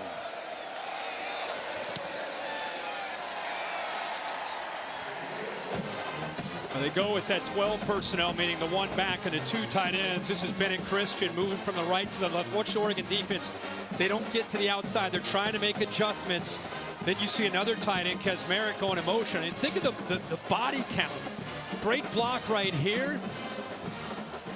Getting bodies turned to the inside. Look at them turn and get those Oregon bodies turned back to the inside. Now you have Kaczmarek. Good block on the outside by Ennis. The AT&T connected cam showing that Trevion Henderson gets into that end zone once again for a Buckeye touchdown. That's the 5th touchdown drive. I believe they've all been 6 plays or less. I think Ohio State felt that crowd from Oregon. They felt, okay, hey, we need to respond here. We need to answer here. After that 3 and out, they got back out in the field as an offense and went down and put another touchdown up. You jump past Eddie George, their 47th career touchdown for the brilliant career of Trevion Henderson, climbing the charts to number 3 all-time for Ohio State. Gabriel, speaking of climbing the statistical charts, still needing that 1 touchdown pass to get to 155 in his career, which would tie Case Keenum, who also played a 6-year career with Houston, played a bunch of years in the NFL. Still chasing that one. He's chased down some of Keenum's records in this prolific season. Sorry to interrupt you. Just take that in. Even in a blowout, it still never gets old. The views, the beauty out here around this stadium. What am I talking stats when the sun is? Yeah. We got a San Gabriel Mountain moment here. Quick pitch to the perimeter, and finally they involve Kenyon Sadiq. He's a really tremendous athlete that they can use in lots of different ways. They can hand off the ball to him. Barely looked his way today. Yeah, first time. It's second target. First time he's had his hands on the ball. And we really thought coming in, as much as Terrence Ferguson is such a weapon for this offense, Sadiq has become a go-to target and really dangerous after the catch with his athleticism. He scored the first 2 touchdowns against Penn State in that conference championship game. It's across the middle to Whittington for 8 more. I really wondered, I think, big picture, would Ohio State keep their edge that they played with against Tennessee? I mean, they came out with an edge, eye of the tiger, us against the world mentality. Batted down again by Sawyer. Are you kidding me? It's like Wembayama in there rejecting stuff. That's 3 of them. And you know, with all the compliments, you wondered, would they be able to play with that same energy? And Ryan Day said, hey, man, we're not talking at all. We didn't talk about energy against Tennessee. That just kind of happened organically. We're not talking about it against Oregon. We're talking about execution. We're talking about doing our jobs and going out there. And if we do what we know we can do, we feel that we can play with anybody, beat anybody in the country. So This team is, to me, shown up with that same chip on their shoulder they played with last time out against Tennessee, which is tough to do. Third down off the play fake. Gabriel tries to scramble for it. He'll be slung down for a loss by Lathan Ransom. The veterans of this Ohio State defense we've talked about today, to a man, they really stepped up and delivered today. Yeah, it is a veteran defense, and he's one of the leaders on the back end, and he comes free. Whittington tries to pick him up, has a little hold there, doesn't slow him down, still able to come up with that sack. And how fired up is he? He's played in so many big games. So many of these guys on this defense have played in big games for Ohio State. Ransom played in that CFP semifinal, heartbreaking loss to Georgia. Yep. Goes back that far. So 5 sacks now for the Buckeyes. Obviously, that's a season high against Gabriel. Only giving up 13 coming in. Luke Dunn with the punt, and it's fair caught by Ennis at the 15. So more about Will Howard and his attitude kind of bouncing back from difficulties. Man, I still have nightmares about that play. You know, I still run it over in my head. What could I have done better? You know, and I get a chance to, you know, go out there and right the wrong from that game. And you don't get second chances a lot in life. You know, it just doesn't happen. The way that we lost that game, you know, it still hurts. It still hurts all of us. Much more focused, really, on the loss of Michigan, but he did not play well. Really, the entire offense struggled, so he had to bounce back from that. The last game against Tennessee, and responding again very strongly today.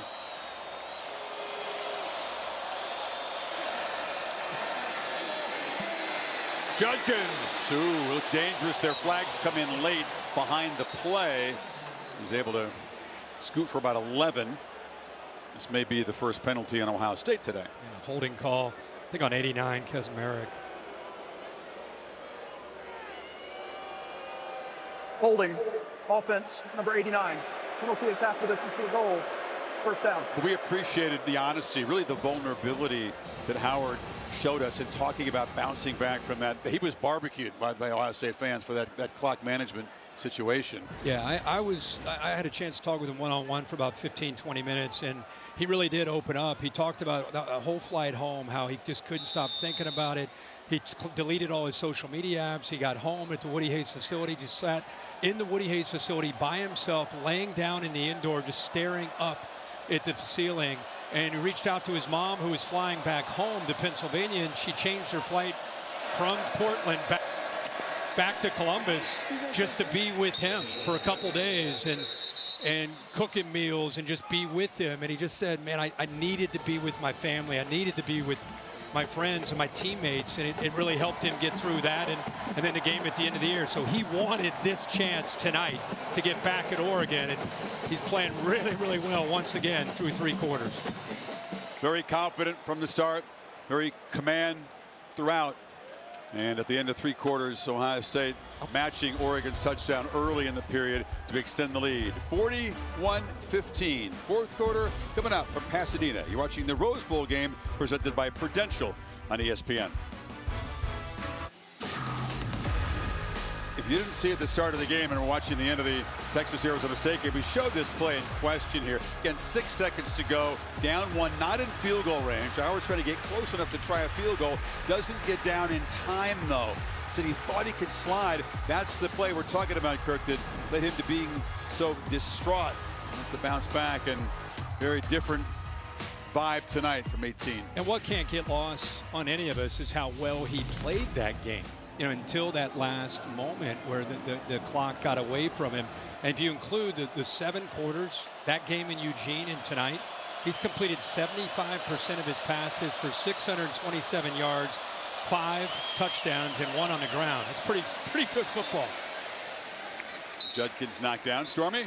You guys have detailed how much that moment impacted him. Will Howard said he was stuck in his thoughts, racking his brain about everything he could have done differently.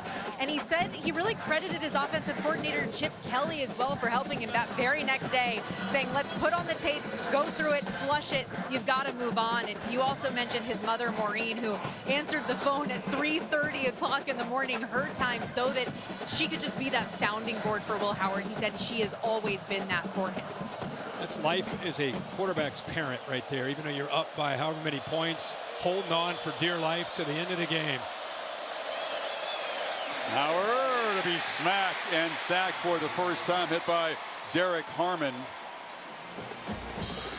You're right. They got a big lead, and they'll be holding their breath because they're yeah. And it's not about anything to do with injury. It's about just keep playing well. Really touching to hear what Stormy's saying about the offensive coordinator going through. Hey, let's go through it. Played really good. We'll flush it. Move on to the next week. Same with the Michigan game. Go through it. Threw a couple picks. Let's move on. We got a playoff. Flush it. You know, when you go through trials, it really allows you to grow so much in life and as a football player. Says Johnson makes a fair catch at the Ducks 49. 13:36 left. Pasadena. Someday when you retire, you're calling your 50th Rose Bowl. Get you up with a Goodyear blimp. You would love to spend New Year's Day above this place, taking innovation to the new heights for a century. Happy 100th to the Goodyear blimp. NHL featured on Saturday and Sunday on ABC, noon Eastern time. Blue Shirts and down the Turnpike take on the Caps. Rangers will be in Chicago to play Blackhawks at 3 Eastern on Sunday. How's your ball club doing? Yeah. All right. Slow start, but they've gotten rolling. Jackets are hanging in there. Yeah. Jackets are battling around 500. Ducks double pass potential here, and not even that works. Complete to the bench. Gabriel was the intended receiver, and Buckeye says, nah. Kenyatta Jackson is waving his finger in the air, said we were ready for that one. Yeah, they were all over that. Dante Moore, the backup quarterback, and the next guy, former Chip Kelly, UCLA Bruin quarterback, they snuck him in there, but they were all over it. It shows you they're still focusing up big in the fourth quarter. They sure are.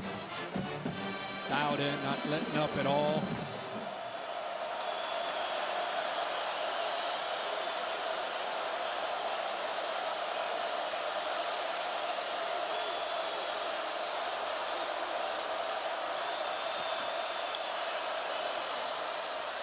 Slant, and the catch is made by Gary Bryant, just his second catch of the season. Again, with Evan Stewart not able to go at all. It's been different guys for Oregon having to step up and make plays. And Tez Johnson's been in and out a bit in the lineup. There's close to being tipped again by Cody Simon. Got through there. You're right, with Stewart down, and you get down like this, makes it, it's already hard, right? But not having one of your best players. Need 4. And the catch is made by Ferguson. Tight end is such a big part of the offense. Took a while to get going. Picked up 10 there. They moved the sticks in front of Igmanosin. Here's Ferguson on an ISO, and Dylan Gabriel unable to create. He had to get the ball out of his hands in a hurry. Got absolutely drilled by Tyleik Williams after he let that ball go. Ducks, no surprise, playing with some tempo. Gabriel flushed again, looking for somebody, and has to just throw it away.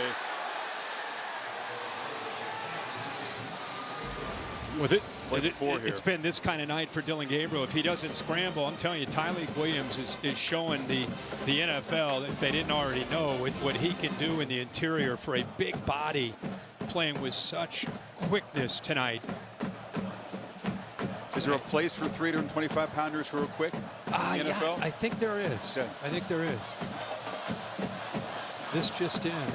They'll take him.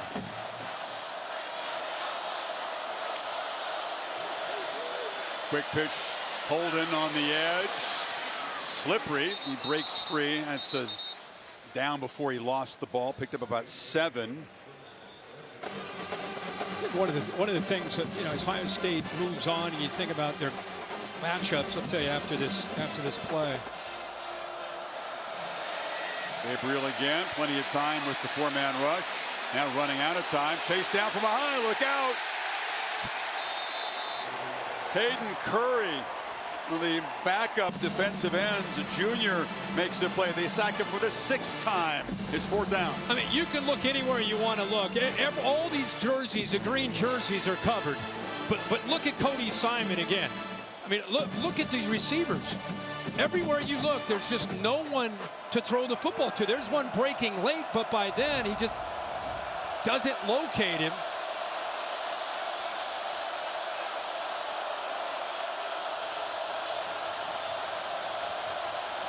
Need 11 to keep the football. Gabriel, long way to go for Tez Johnson. He's still dancing around. It works out. Yards after the catch have been hard to come by. Picked up some there and still alive in this drive. It's a big part of what we thought we'd see in the game. Far right, Ohio State's sinking because 4th down and long. Now it just comes down to trying to tackle in space. He's able to get around Hancock. Simon knew exactly where he needed to go, and that's been a big part of Oregon's offense this year. In fact, last time against Ohio State, he had 7 catches and 75 yards. Yards after the catch is his specialty. That was the longest catch he's had today, Kirk. Yeah. 12 yards, just 5 for 32 for the electric playmaker for the Ducks. Harums to the carpet there after the dart was off the hands of Whittington. They went empty again, put Whittington just kind of on a delayed route. But that was a fastball. He's just back there because of the pressure. You got to get the ball out, and the running back, who's got pretty good hands, the ball got on him in a hurry, not able to bring it down.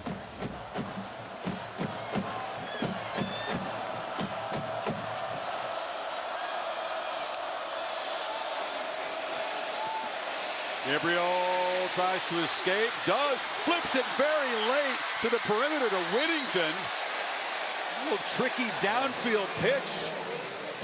Improvisation sets him up 1st and goal. Hey, when you have 63 career starts, the most impressive thing is he got out of there in a hurry because he felt JTT closing in on him. But the awareness to see Whittington out there, and the Ohio State defender had collapsed down on top of him, Sonny Styles, and he just flipped it out there because he's all alone.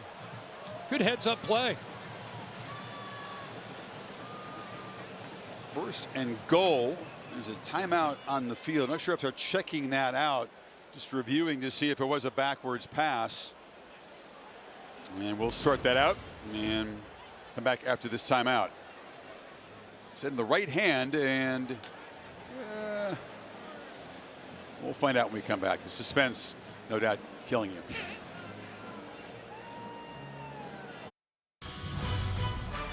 The CFP quarterfinal at the Rose Bowl is presented by Prudential.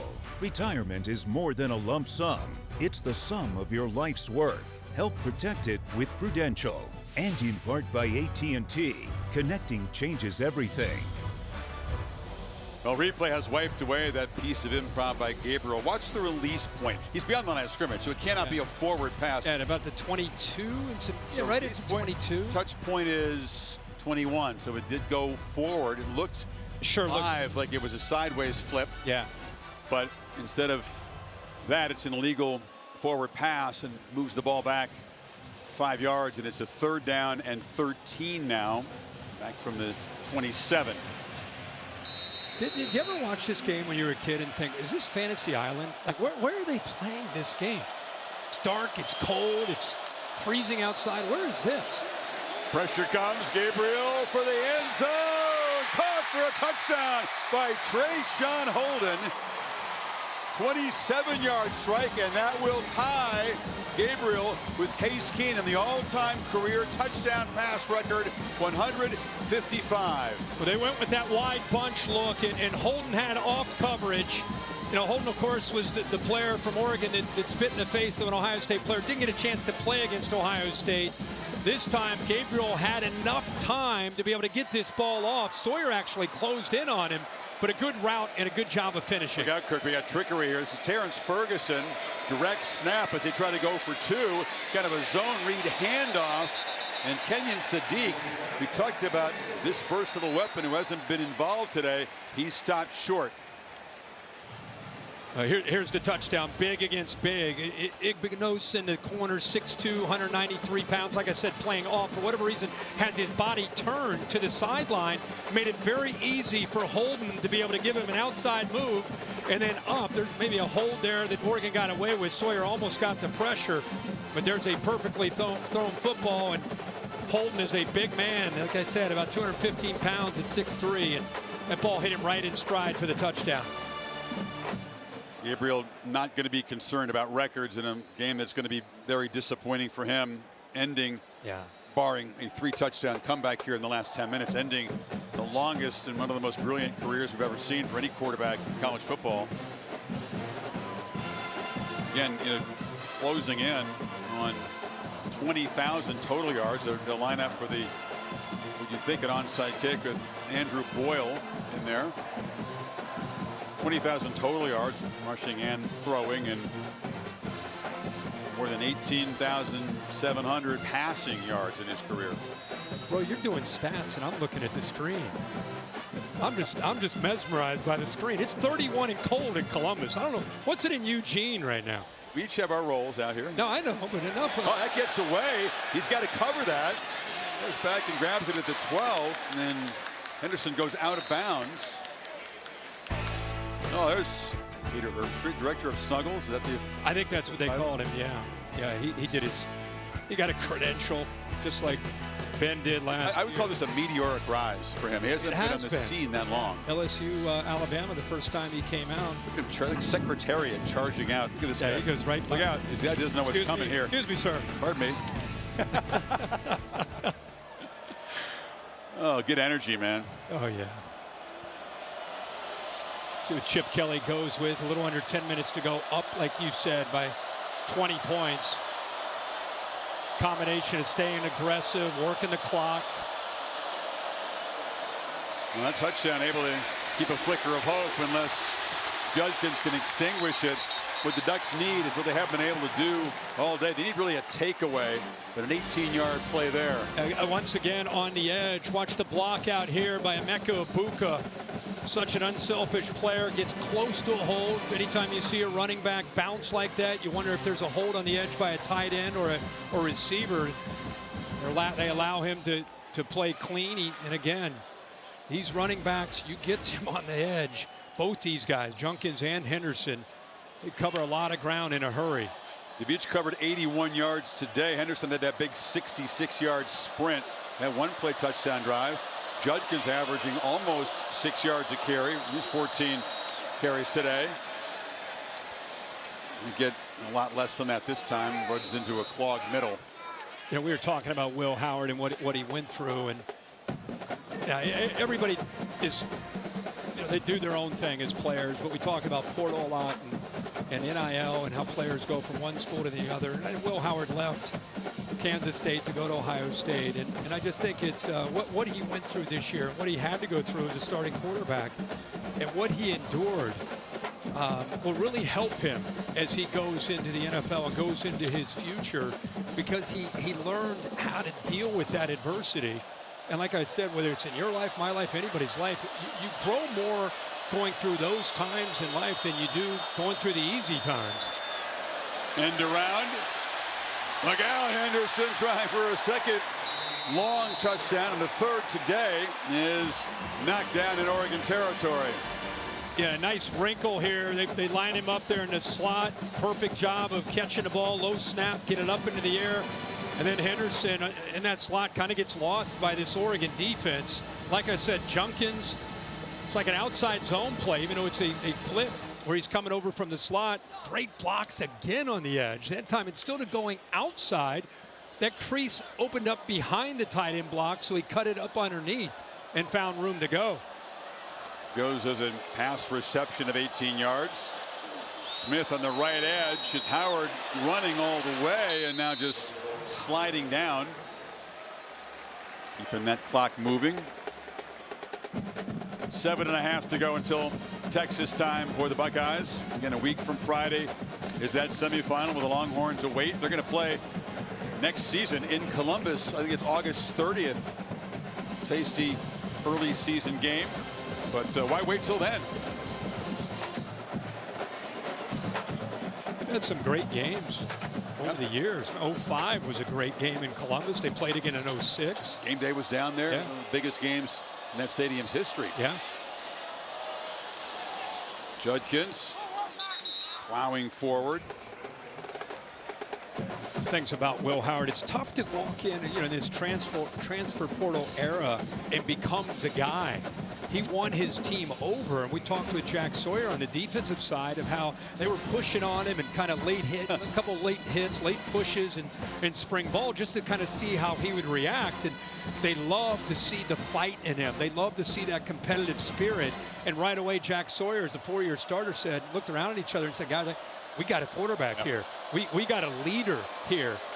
It's interesting to hear that from the defensive perspective. Yeah, it sure was. Across the middle to the hands of Henderson. You're not supposed to hit the quarterback, right? But you got to, oh, my bad. Sorry, give him a little business there. Little push, little shove. What would he do? It reminded me of the story that Justin Jefferson shared with you and I in 2019 season when they played Clemson in the national title about Joe Burrow. Joe Burrow had left Ohio State to go down to LSU, and they said they found out a quarterback when he and Patrick Queen and some of the other linebackers got into a they wanted to fight altercation, but Joe Burrow stepped right back and fought back, and Justin Jefferson looked at Jamar Chase and said, looks like we got our guy. So quarterbacks can, different ways of winning a team over. Fight back, but don't throw punches right with that right hand anyway. Exactly. And this punt's going to check out. Oh, it was knocked into the end zone there. So a chance to down it slips away. Ryan Day's defense back on the field, still protecting a 20-point lead.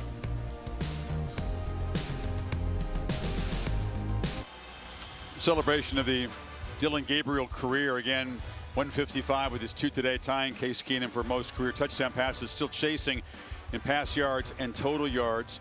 Like Keenum, played 6 years. He played at 3 different schools. One of the most interesting characters, most deepest thinkers I've ever come across covering this sport. He's really an amazing personality, quite goofy and funny. You know, he does impressions of coaches around the team, but very cerebral and thoughtful. You know, going forward, Kirk, what do you make of his chances? He got the draft grade nobody wants to see, UFA, after last season. Undrafted free agent. Yeah. He came back. That kind of made him mad. Well, it's good. It should make him mad. I mean, he's undersized, so I think that's where, you know, you're a lot of times your ranking and the number you get back has to do with your physical attributes. Right. I think 63 career starts in college, doing it at UCF, different set of circumstances, going to OU, different set of circumstances, going up to Eugene. He's obviously going to get a look. His accuracy is very good. That's a catch, by the way, one-handed. Yeah, nice catch. I mean, so 8th ranked quarterback prospects in this draft class. You saw the graphic there. AT&T connected cam. Great catch. Umpires had brilliant catch. I guess we're going to look at that great catch. Give it another. So continue with your thought. No, I like him. I mean, I just think it's tough to imagine him going up to that level where previous play is under further review. They're in one hand they're looking for guys that are bigger. On the other hand, the way the game's evolving, you're seeing guys that are built more and more like him that are having success. So he'll get a look, and his cerebral approach. He's a big prep guy. He can move around, which helps him in the modern game in the NFL, and he's accurate. So all those things and the experience he brings and his personality and how he fits into the room. A lot of times when you're looking for that second or third guy, it's how he fits in the room, helping the main guy. And I think he can definitely help teams out. Bill LeMonnier is ignoring you. He's staring at the monitor. He's going to wave that off. As good as it looked. Heck of a job by Whittington trying to control the ball against his thigh pad there, but looked like the ground did aid in control. You know, he says that, quote, accuracy is a beautiful thing, and you can't teach touch. You either have it or you don't. He values that quality in himself very highly. Obviously, at the whiteboard, he's going to have an incredible understanding. He's going to be phenomenal in those interviews. Yeah. Just can you get past the height? I go back to 63 career starts just based on all these NFL guys that I talk to. That's the one position that the more experience you have, after further review, they're looking on the for field that. Stands. Oh, there you go. You could Bill LeMonnier. But they're looking for experience, and who has more experience than 63 starts? In the meantime, 5 minutes more in this college career. These 2 quarterbacks, of course, who came out of the portal hoping to be the trigger men for incredibly talented offenses and just distribute to the playmakers. Both of them had kind of a similar assignment being done very different ways. And Gabriel just leans back and heaves it into the bench. The receiver broke it off. Tuimoloau just destroyed him. I can't believe he got that football off. I'll tell you, the guy that's really had a tough game is the transfer from Rhode Island, who's in his 2nd year at Johnny Cornelius, the right tackle. He's been up against Tuimoloau out. He's been up against Jack Sawyer a lot, and they have gotten by him with power, bull rush, speed off the edge, moves where that was a spin move outside back to the inside. That was Connerly's, the other tackle. It was first team all conference, 76. Yep.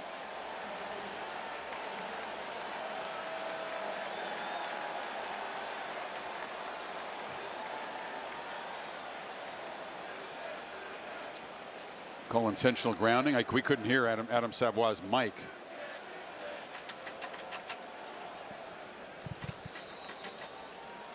Makes it third down and about 14. Haven't officially put it on the board yet. Yeah, fourth down and 14.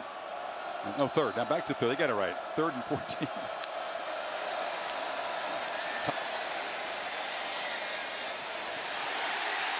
And they get him again. That's Cody Simon, who's been everywhere.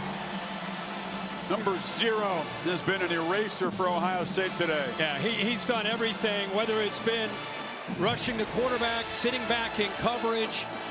Really just a good job of playing really a total game for this Ohio State defense. Here he is in a spy mode. And again, just a guy that's fought through a lot, the epitome of what it means. James Laurinaitis, the Ohio State former linebacker, now current linebacker coach, cannot say enough great things about his approach. And another guy that had to fight through a lot of injuries throughout his career has had just a career night here in the Rose Bowl. Again, they sack a guy 8 times tonight. Have been sacked 13 times all season, once per game on average. Yeah, he's a guy that, like I said, did a little bit of everything today, whether it's been stepping up in the gap early in this game, showing his speed sideline to sideline, able to play in coverage, just the feel. He almost stepped in front of that, came up with an interception. He spied a few times on third down. When Gabriel, who's made some plays with his feet, has tried to step up and around, it's been number 0 right there. So the leader of the defense, the green dot, has been more than just a communicator and a leader. He's been a playmaker. There's James Laurinaitis right there, fired up about how his linebackers have played tonight, led by Cody Simon. He's always fired up, isn't he? Laurinaitis. And off to Henderson, who's still in the game here, plowing forward. Just want to look at this game and think, much like Tennessee, the takeaway for me as we get ready for Texas and Ohio State, line of scrimmage. The line of scrimmage on both sides of the football. The offensive line, once again, with a stellar game. No sacks. 1 tackle for a loss. They had 167 yards rushing. They gave Will Howard all kinds of time to be able to make big plays. Jack Sawyer in the defensive line, 8 sacks, 4 batted balls, minus 26 yards rushing. That's all starting with the domination at the line of scrimmage by that Ohio State defensive line. So both sides, as Sark and Texas get ready, it's going to be a battle that they're going to have to figure out at the line of scrimmage, because Ohio State in back-to-back games, that's where they've been most dominant. And that Texas defense, which was the best in the SEC all season, again looking a little bit vulnerable. Arizona State able to, they heavily outgained them, had the ball a lot more than Texas did today.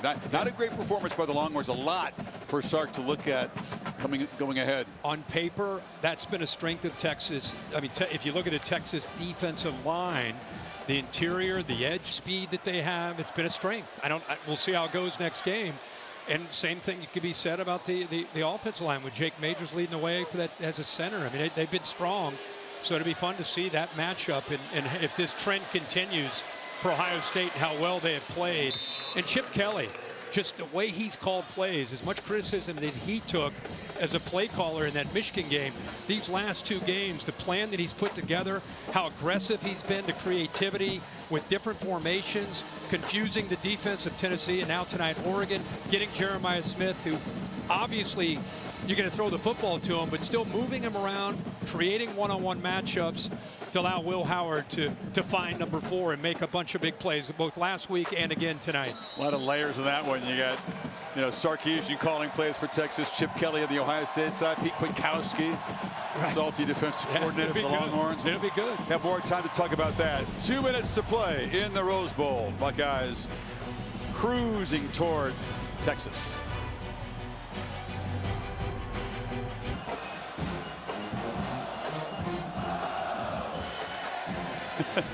Day still coaching, Scott. Final 2 minutes here, and he'll want his team to finish efficiently and strong. The starters are still in there. Interesting note, you look at the three snap. quarterfinal Offense, games played so number far. 75. 5-yard penalty. Second down.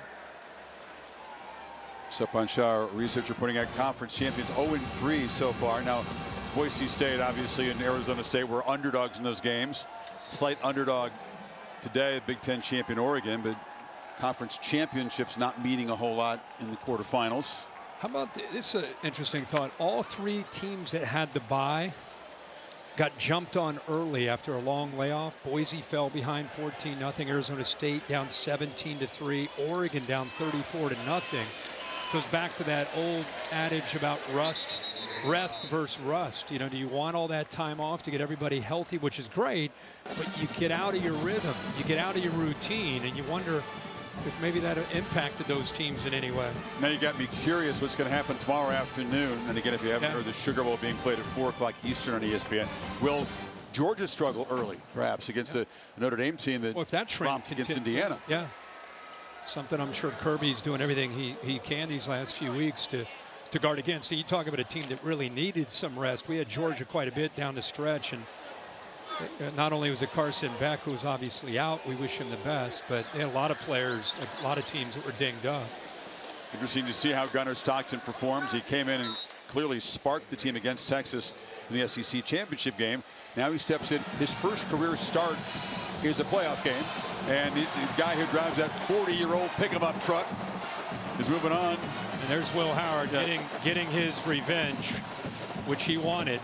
You know, he was about the team. He was about winning this game, but he also wanted an opportunity, as well as he played in that first game against Oregon, for it to come down to that last play. And for a lot of people, for that to be their memory and for his team to lose, he wanted a chance, whether it was the Big Ten championship or the playoff.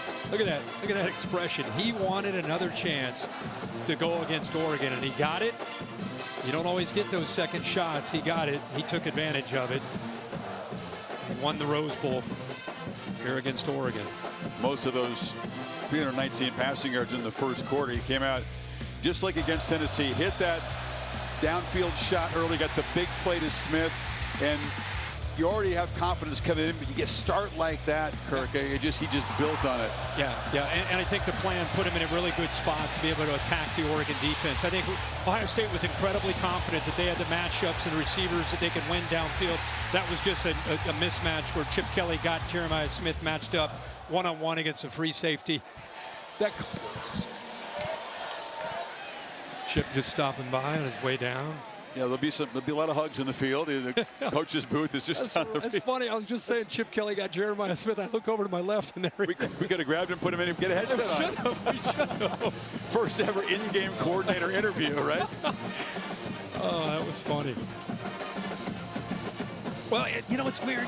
This is usually the culmination, the confetti on the stage. They're still going to do that, but, you know, it's a pat on the back, and it's get on the plane, and it's head back, and you're already in game mode prep for Texas. It's the lowest of lows is where they began the postseason, right? That crushing home field loss to Michigan. Did not play well, really, in either phase. Manhandled, out physical by Michigan. Get that chance in that home playoff game to clobber Tennessee. Come to the Rose Bowl in what was considered a toss-up rematch game. Get your revenge. Ohio State overwhelming today.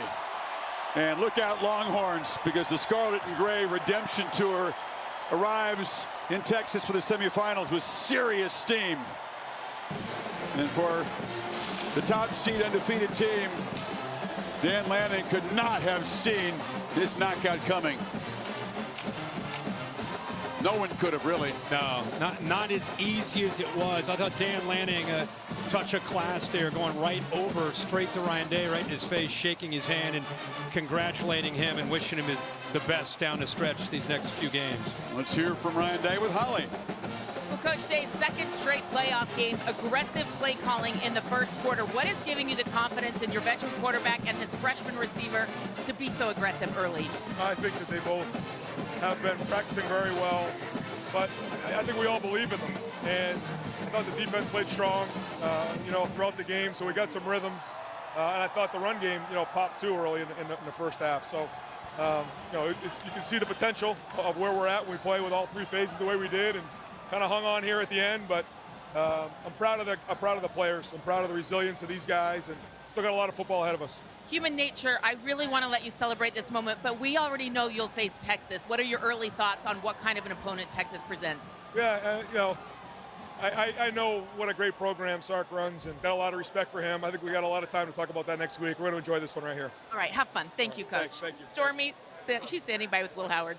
Will, you got the hat on now. I know coming out of the Tennessee game, you said you guys wanted to maintain that edge, play angry. How did you do that from the very first drive today? Man, we came out and we played angry, and I think, it showed, and we jumped out to an early lead, and it was hard for them to come back. And we knew, we knew they were going to come back and do something. They're too good of a team to not score any points. We knew they were going to, mount some sort of a comeback. It wasn't going to be perfect. So we just had to weather the storm and make sure that we won the game when it counted.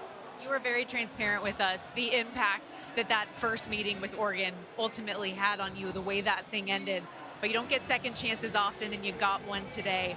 What is this moment like? How gratifying is it to get that redemption? It's unbelievable. First and foremost, I got to thank my Lord and Savior, Jesus Christ, for giving me this opportunity to be on this stage and here in the Rose Bowl. I mean, a younger me would be in awe right now. And I just got to take it all in and enjoy this with my boys. And we got 2 more, so we're not done yet. What does it feel like to be going to the college football playoff semifinal? Feels great, but we still got unfinished business. We got 2 more games to win. Yes, sir. Thank you, Will. Thank you, Stormy. Appreciate it. Holly's got Jeremiah Smith. Well, Jeremiah, you started this game with such a statement. Second straight time you've had a big pass reception for a touchdown. When do you know they're going to call your number and that it's going to be a big moment for you early in these games? Just on the sideline, they tell me to take a shot, and I just got to be ready. So, the play was called, and just made a play. That's all. You are a humble young man, but you believe in yourself. You made some comments earlier in the week that people couldn't cover you. What does it feel like to actually back it up the way you did tonight? If you talk it, you got to be about it. So, I just feel like nobody can guard us out here. We the best teams in the country, and I stand on that. There's chemistry brewing with this group. What is rolling right now that will allow you to roll into Dallas and give the Longhorns a great game? Oh, yeah, for sure. That chemistry it didn't start overnight. We just every week doing fall camp and all the year during the season. So, we just going to get better from here. All right, you're a freshman. The confetti's flying down on you at the Rose Bowl. How do you like this moment, Jeremiah? I'm enjoying the moment. My first time at the Rose Bowl. You hear all about the historical moments here, and I'm just happy to be a part of it. Enjoy, young man. Thank you. Appreciate you. Yeah, he talked it, but he also walked it or ran it, I should say, from the start. Yeah, it's great to see a young face making these big plays. He had what a night. Started early, found matchups, got him the football. Great shot of it right there. 6'3", 225, runs a 4.4, as gifted as anybody I've ever seen play the receiver position in a college game. Ohio State and Texas only played 3 times. They haven't played, I think it's 16 years ago in the Fiesta Bowl. Remember that? Yeah, so that's the last time, 2008 season. And it's a rare treat. They're going to play beginning of next year's regular season, but this is the high-impact game. It's in Arlington. Texas fans will dominate that crowd. Ohio State, Ryan Day always worried about what's the crowd edge. He was concerned today. Is it 60-40? Is it 50? Won't be 50-50 in Arlington. Ohio State fans travel, but how big a factor is that, you think, that they got to basically go on the road and try to win that one? I don't know. With the way they're playing these last 2 games, I think they welcome a challenge. They welcome a question. They welcome, what are you going to do? The home field advantage. I think they'll play off of that. I think they'll turn that into a positive. Anything that's negative, they're going to find a way to turn into a positive. I think it's the mojo that they have going right now. Sark's team was able to survive. Really, you got to give Arizona State a lot of credit and then give Sark's team credit for, it looks like that game's over. It's 4th and 13. They kept their season alive, so I'm sure they're feeling like they got a little bit of a second life. So I think it's going to be a heck of a matchup, good against good. May the best team win that one to get to the championship. And again, we can stand by and wait for 4 o'clock Eastern tomorrow to see the final piece of the semifinal puzzle when Notre Dame and Georgia collide in New Orleans and the game postponed 1 day. Sweet smelling roses for Jack Sawyer and the Buckeyes, a 20-point Ohio State win. The performance by Ohio State. Time now for the Rose Bowl game presented by Prudential Trophy ceremony. Down to Reese Davis. Thank you very much, and what a spectacular day it was here in Pasadena, and thank you to all of the fans who came out and made this Rose Bowl game, the 111th edition, so special. And we also want to take a moment to congratulate Oregon on a wonderful season, Big Ten championship, and their fans certainly gave this a great atmosphere today. But the day belonged to the Ohio State Buckeyes. We are grateful to Prudential for their support of the Rose Bowl game and for college football and the college football playoff here in Pasadena. With me on the stage and in the midst of all of these Buckeyes, Charlie Lowry, who is the CEO and chairman of Prudential, and also here to present the Leishman Trophy, the president of the Pasadena Tournament of Roses, Mr. Ed Morales. Ed? Congratulations, Coach. On behalf of the Rose Bowl game, it is my honor to present to you the Leishman Trophy.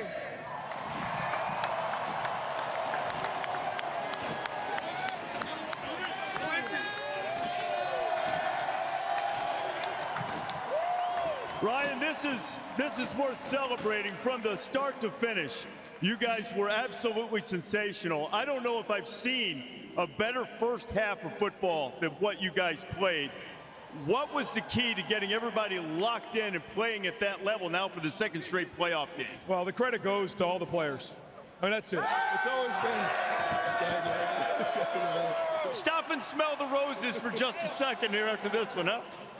These guys are unbelievable. They have been unbelievable all year. They're resilient. They're a great group of guys, and they're fighting to stay together for another week. I mean, that's really what this is all about. We got a lot of football ahead of us, but you can see the potential of this team when we execute, when we prepare the way that we prepare.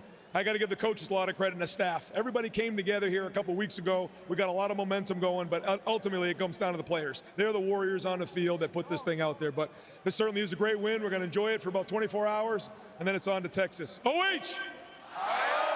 I think I knew what the answer was to that one. Will Howard said a lot over the last several weeks leading up to this game that the end of the Oregon game just didn't sit right. How does this one sit? Well, I think our guys came out with an edge. They've been that way for a while. And, you know, when you come out of a game like that, it hurts and it stings. And after that game, we talked about how over the next 6 to 7 to 8 weeks, it's going to be about who gets better. Who gets better every single week. Nothing flashy about it. I feel like our guys acted that way, and it came out and played that way today. In addition to the Leishman Trophy, Ryan, we also have a football that we want to present to you here now to commemorate your journey here to the Rose Bowl and the victory today over Oregon, and there's still room for more. I keep hearing your players say there's 4, so there's 2 more to go. Congratulations on this. Thank you very much. Appreciate you, Reese. Ryan Day, head coach of the Ohio State Buckeyes. It's time now to also introduce you to the MVPs from this Rose Bowl game. And I think we'll be able to figure out who both of them are. It's hard to pick as well as Ohio State played today. But the offensive MVP with 7 catches, 187 yards, a career day, 2 touchdowns, is the freshman Jeremiah Smith. Jeremiah, come in. And the defensive MVP, veteran leader of this team, 11 tackles, 3 tackles for loss and a sack. Cody Simon, where are you, Cody? There he is. Jeremiah, you guys set the tone early. You scored a couple of times early. What was different in this game as opposed to the first time you saw the Duck? I mean, we just started fast this game. I mean, last game that we played, we didn't really play our best game, so we just know coming in, we had to be our best, and that's what we did. What do you think has changed for you guys from the end of the regular season to these 2 brilliant performances we've seen in the playoff? I'm saying we're just hungry. We're trying to win it all, and that's what we're going to do for sure. And you challenged them to play man, but it seemed like man, zone, no matter what they tried to do to you, nothing worked. Anybody stop you? No. And I believe it after seeing a Jeremiah Smith. Congratulations, the MVP on the offensive side of the Rose Bowl. Cody, you and I had a chance to talk just before the Tennessee game, and you kept talking about 4 more games, and now you're halfway there. How would you describe the mentality of this team and the resilience that you guys have shown? Yeah, we just never give up. I mean, every day we go to work, and these guys give all they can, and we just want to keep going, man. Every day is a grind for us, every day. We're going to keep going. You guys completely dominated and shut down one of the best offenses in college football, a group that put nearly 500 yards on you the first time. What was the biggest difference this time? it's mentality, man. We came out here, we wanted to prove something, and we got more to prove now, so we got to keep going. Got a chance to prove it coming up in the Cotton Bowl against Texas. Congratulations to all the Buckeyes. Chris, it was just a spectacular performance, as good as this hallowed field has seen in many, many years. We'd second that, Reese. But as they keep saying again and again, only halfway done with their playoff journey. More work to do. Yeah. Jeremiah was a big dog today. Paraphrase a very old song. He front right from the start. Yeah, third play of the game, Ohio State found a way to get him the football. Harry High points the ball. Just Chip Kelly was determined early with one-on-one matchups that there was a mismatch, and they knew they could hit explosive plays. They're confident. He was confident. Really came down to, with the offensive line, have another great game, which they did, to give Will Howard a chance to be able to exploit those matchups, and they did. Will Howard very easily could have won the MVP, but very fitting that the freshman gets it. So there is the bracket. Again, just the missing piece to be sorted out tomorrow at 4 Eastern when the Irish and the Dogs get on the field down in the Superdome. Talked a bit about Texas and Ohio State. The kind of convincing performance the Buckeyes gave here. Hard to believe they wouldn't be a favorite going in against a Texas team that still really hasn't put together their best game in all three phases. There's still time, but they're running out of it. Yeah, they are. I mean, Texas is a team that has great potential, but they, as you say, they just not been able to kind of put all three together. They will have to be able to beat this Ohio State team that right now, these last two games, it just seems like you always want to play your best football at the end. And after the Michigan game, Ohio State most certainly has done that these last two games. You know, you heard Cody Simon say it's an attitude. That was the difference between the first performance when they got torched and the second performance when they shut down Oregon. Beyond that, though, what was it? Because they, obviously, Oregon was playing shorthanded. Jordan James went out early. Tez Johnson was in and out. I don't think it would have mattered. The reason I say that is the line of scrimmage. Okay. Ohio State's different. He didn't say what I would have thought he would have said, Cody Simon. What was the difference giving up 500 yards in Eugene? And in this game, to me, it's the same thing against Tennessee. They've dominated up front. They did a good job of rushing the passer consistently, a good job of defending the run. They put the quarterback in difficult situations to manage, and Ohio State was dictating things because of the line of scrimmage. At the end of the day, we can talk all the glitz and glamour, quarterbacks, receivers, all you want. In these kind of games, just like the NFL, who's winning up front? That's who's going to win the game. They asked Jeremiah, can anybody stop you? He said no. That's the question for this team. Can anyone stop them? You and I are going to. We'll stop and let them sing. I'll show you the words here. You ready? Please don't sing.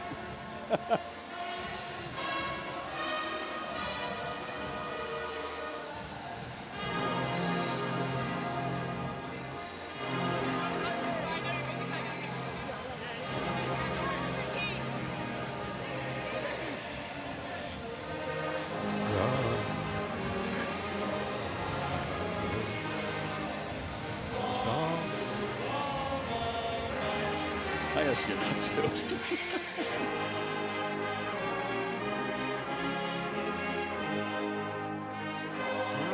You know, this is friendship. I'm good. No, I think, look, we'll let him have the moment. I think that we talked about what's different in the sport. What's changed, the upheaval. This is unchanged. Winning the Rose Bowl still means a whole hell of a lot. Time and Ohio change State. will surely show. Affirm.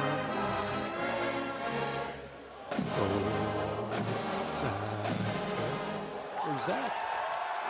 Hey, Zach, hey.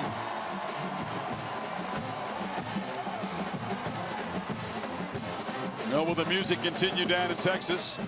Or can the Longhorns stand up to this team? Ohio State, from the start, it said this is a 4-game redemption tour. Got the first one at home. Swatted aside Tennessee. Tremendous job today. 2 more jobs ahead, and potentially, if you look at the bracket, Ryan Day was aware of this back in Columbus, by the way.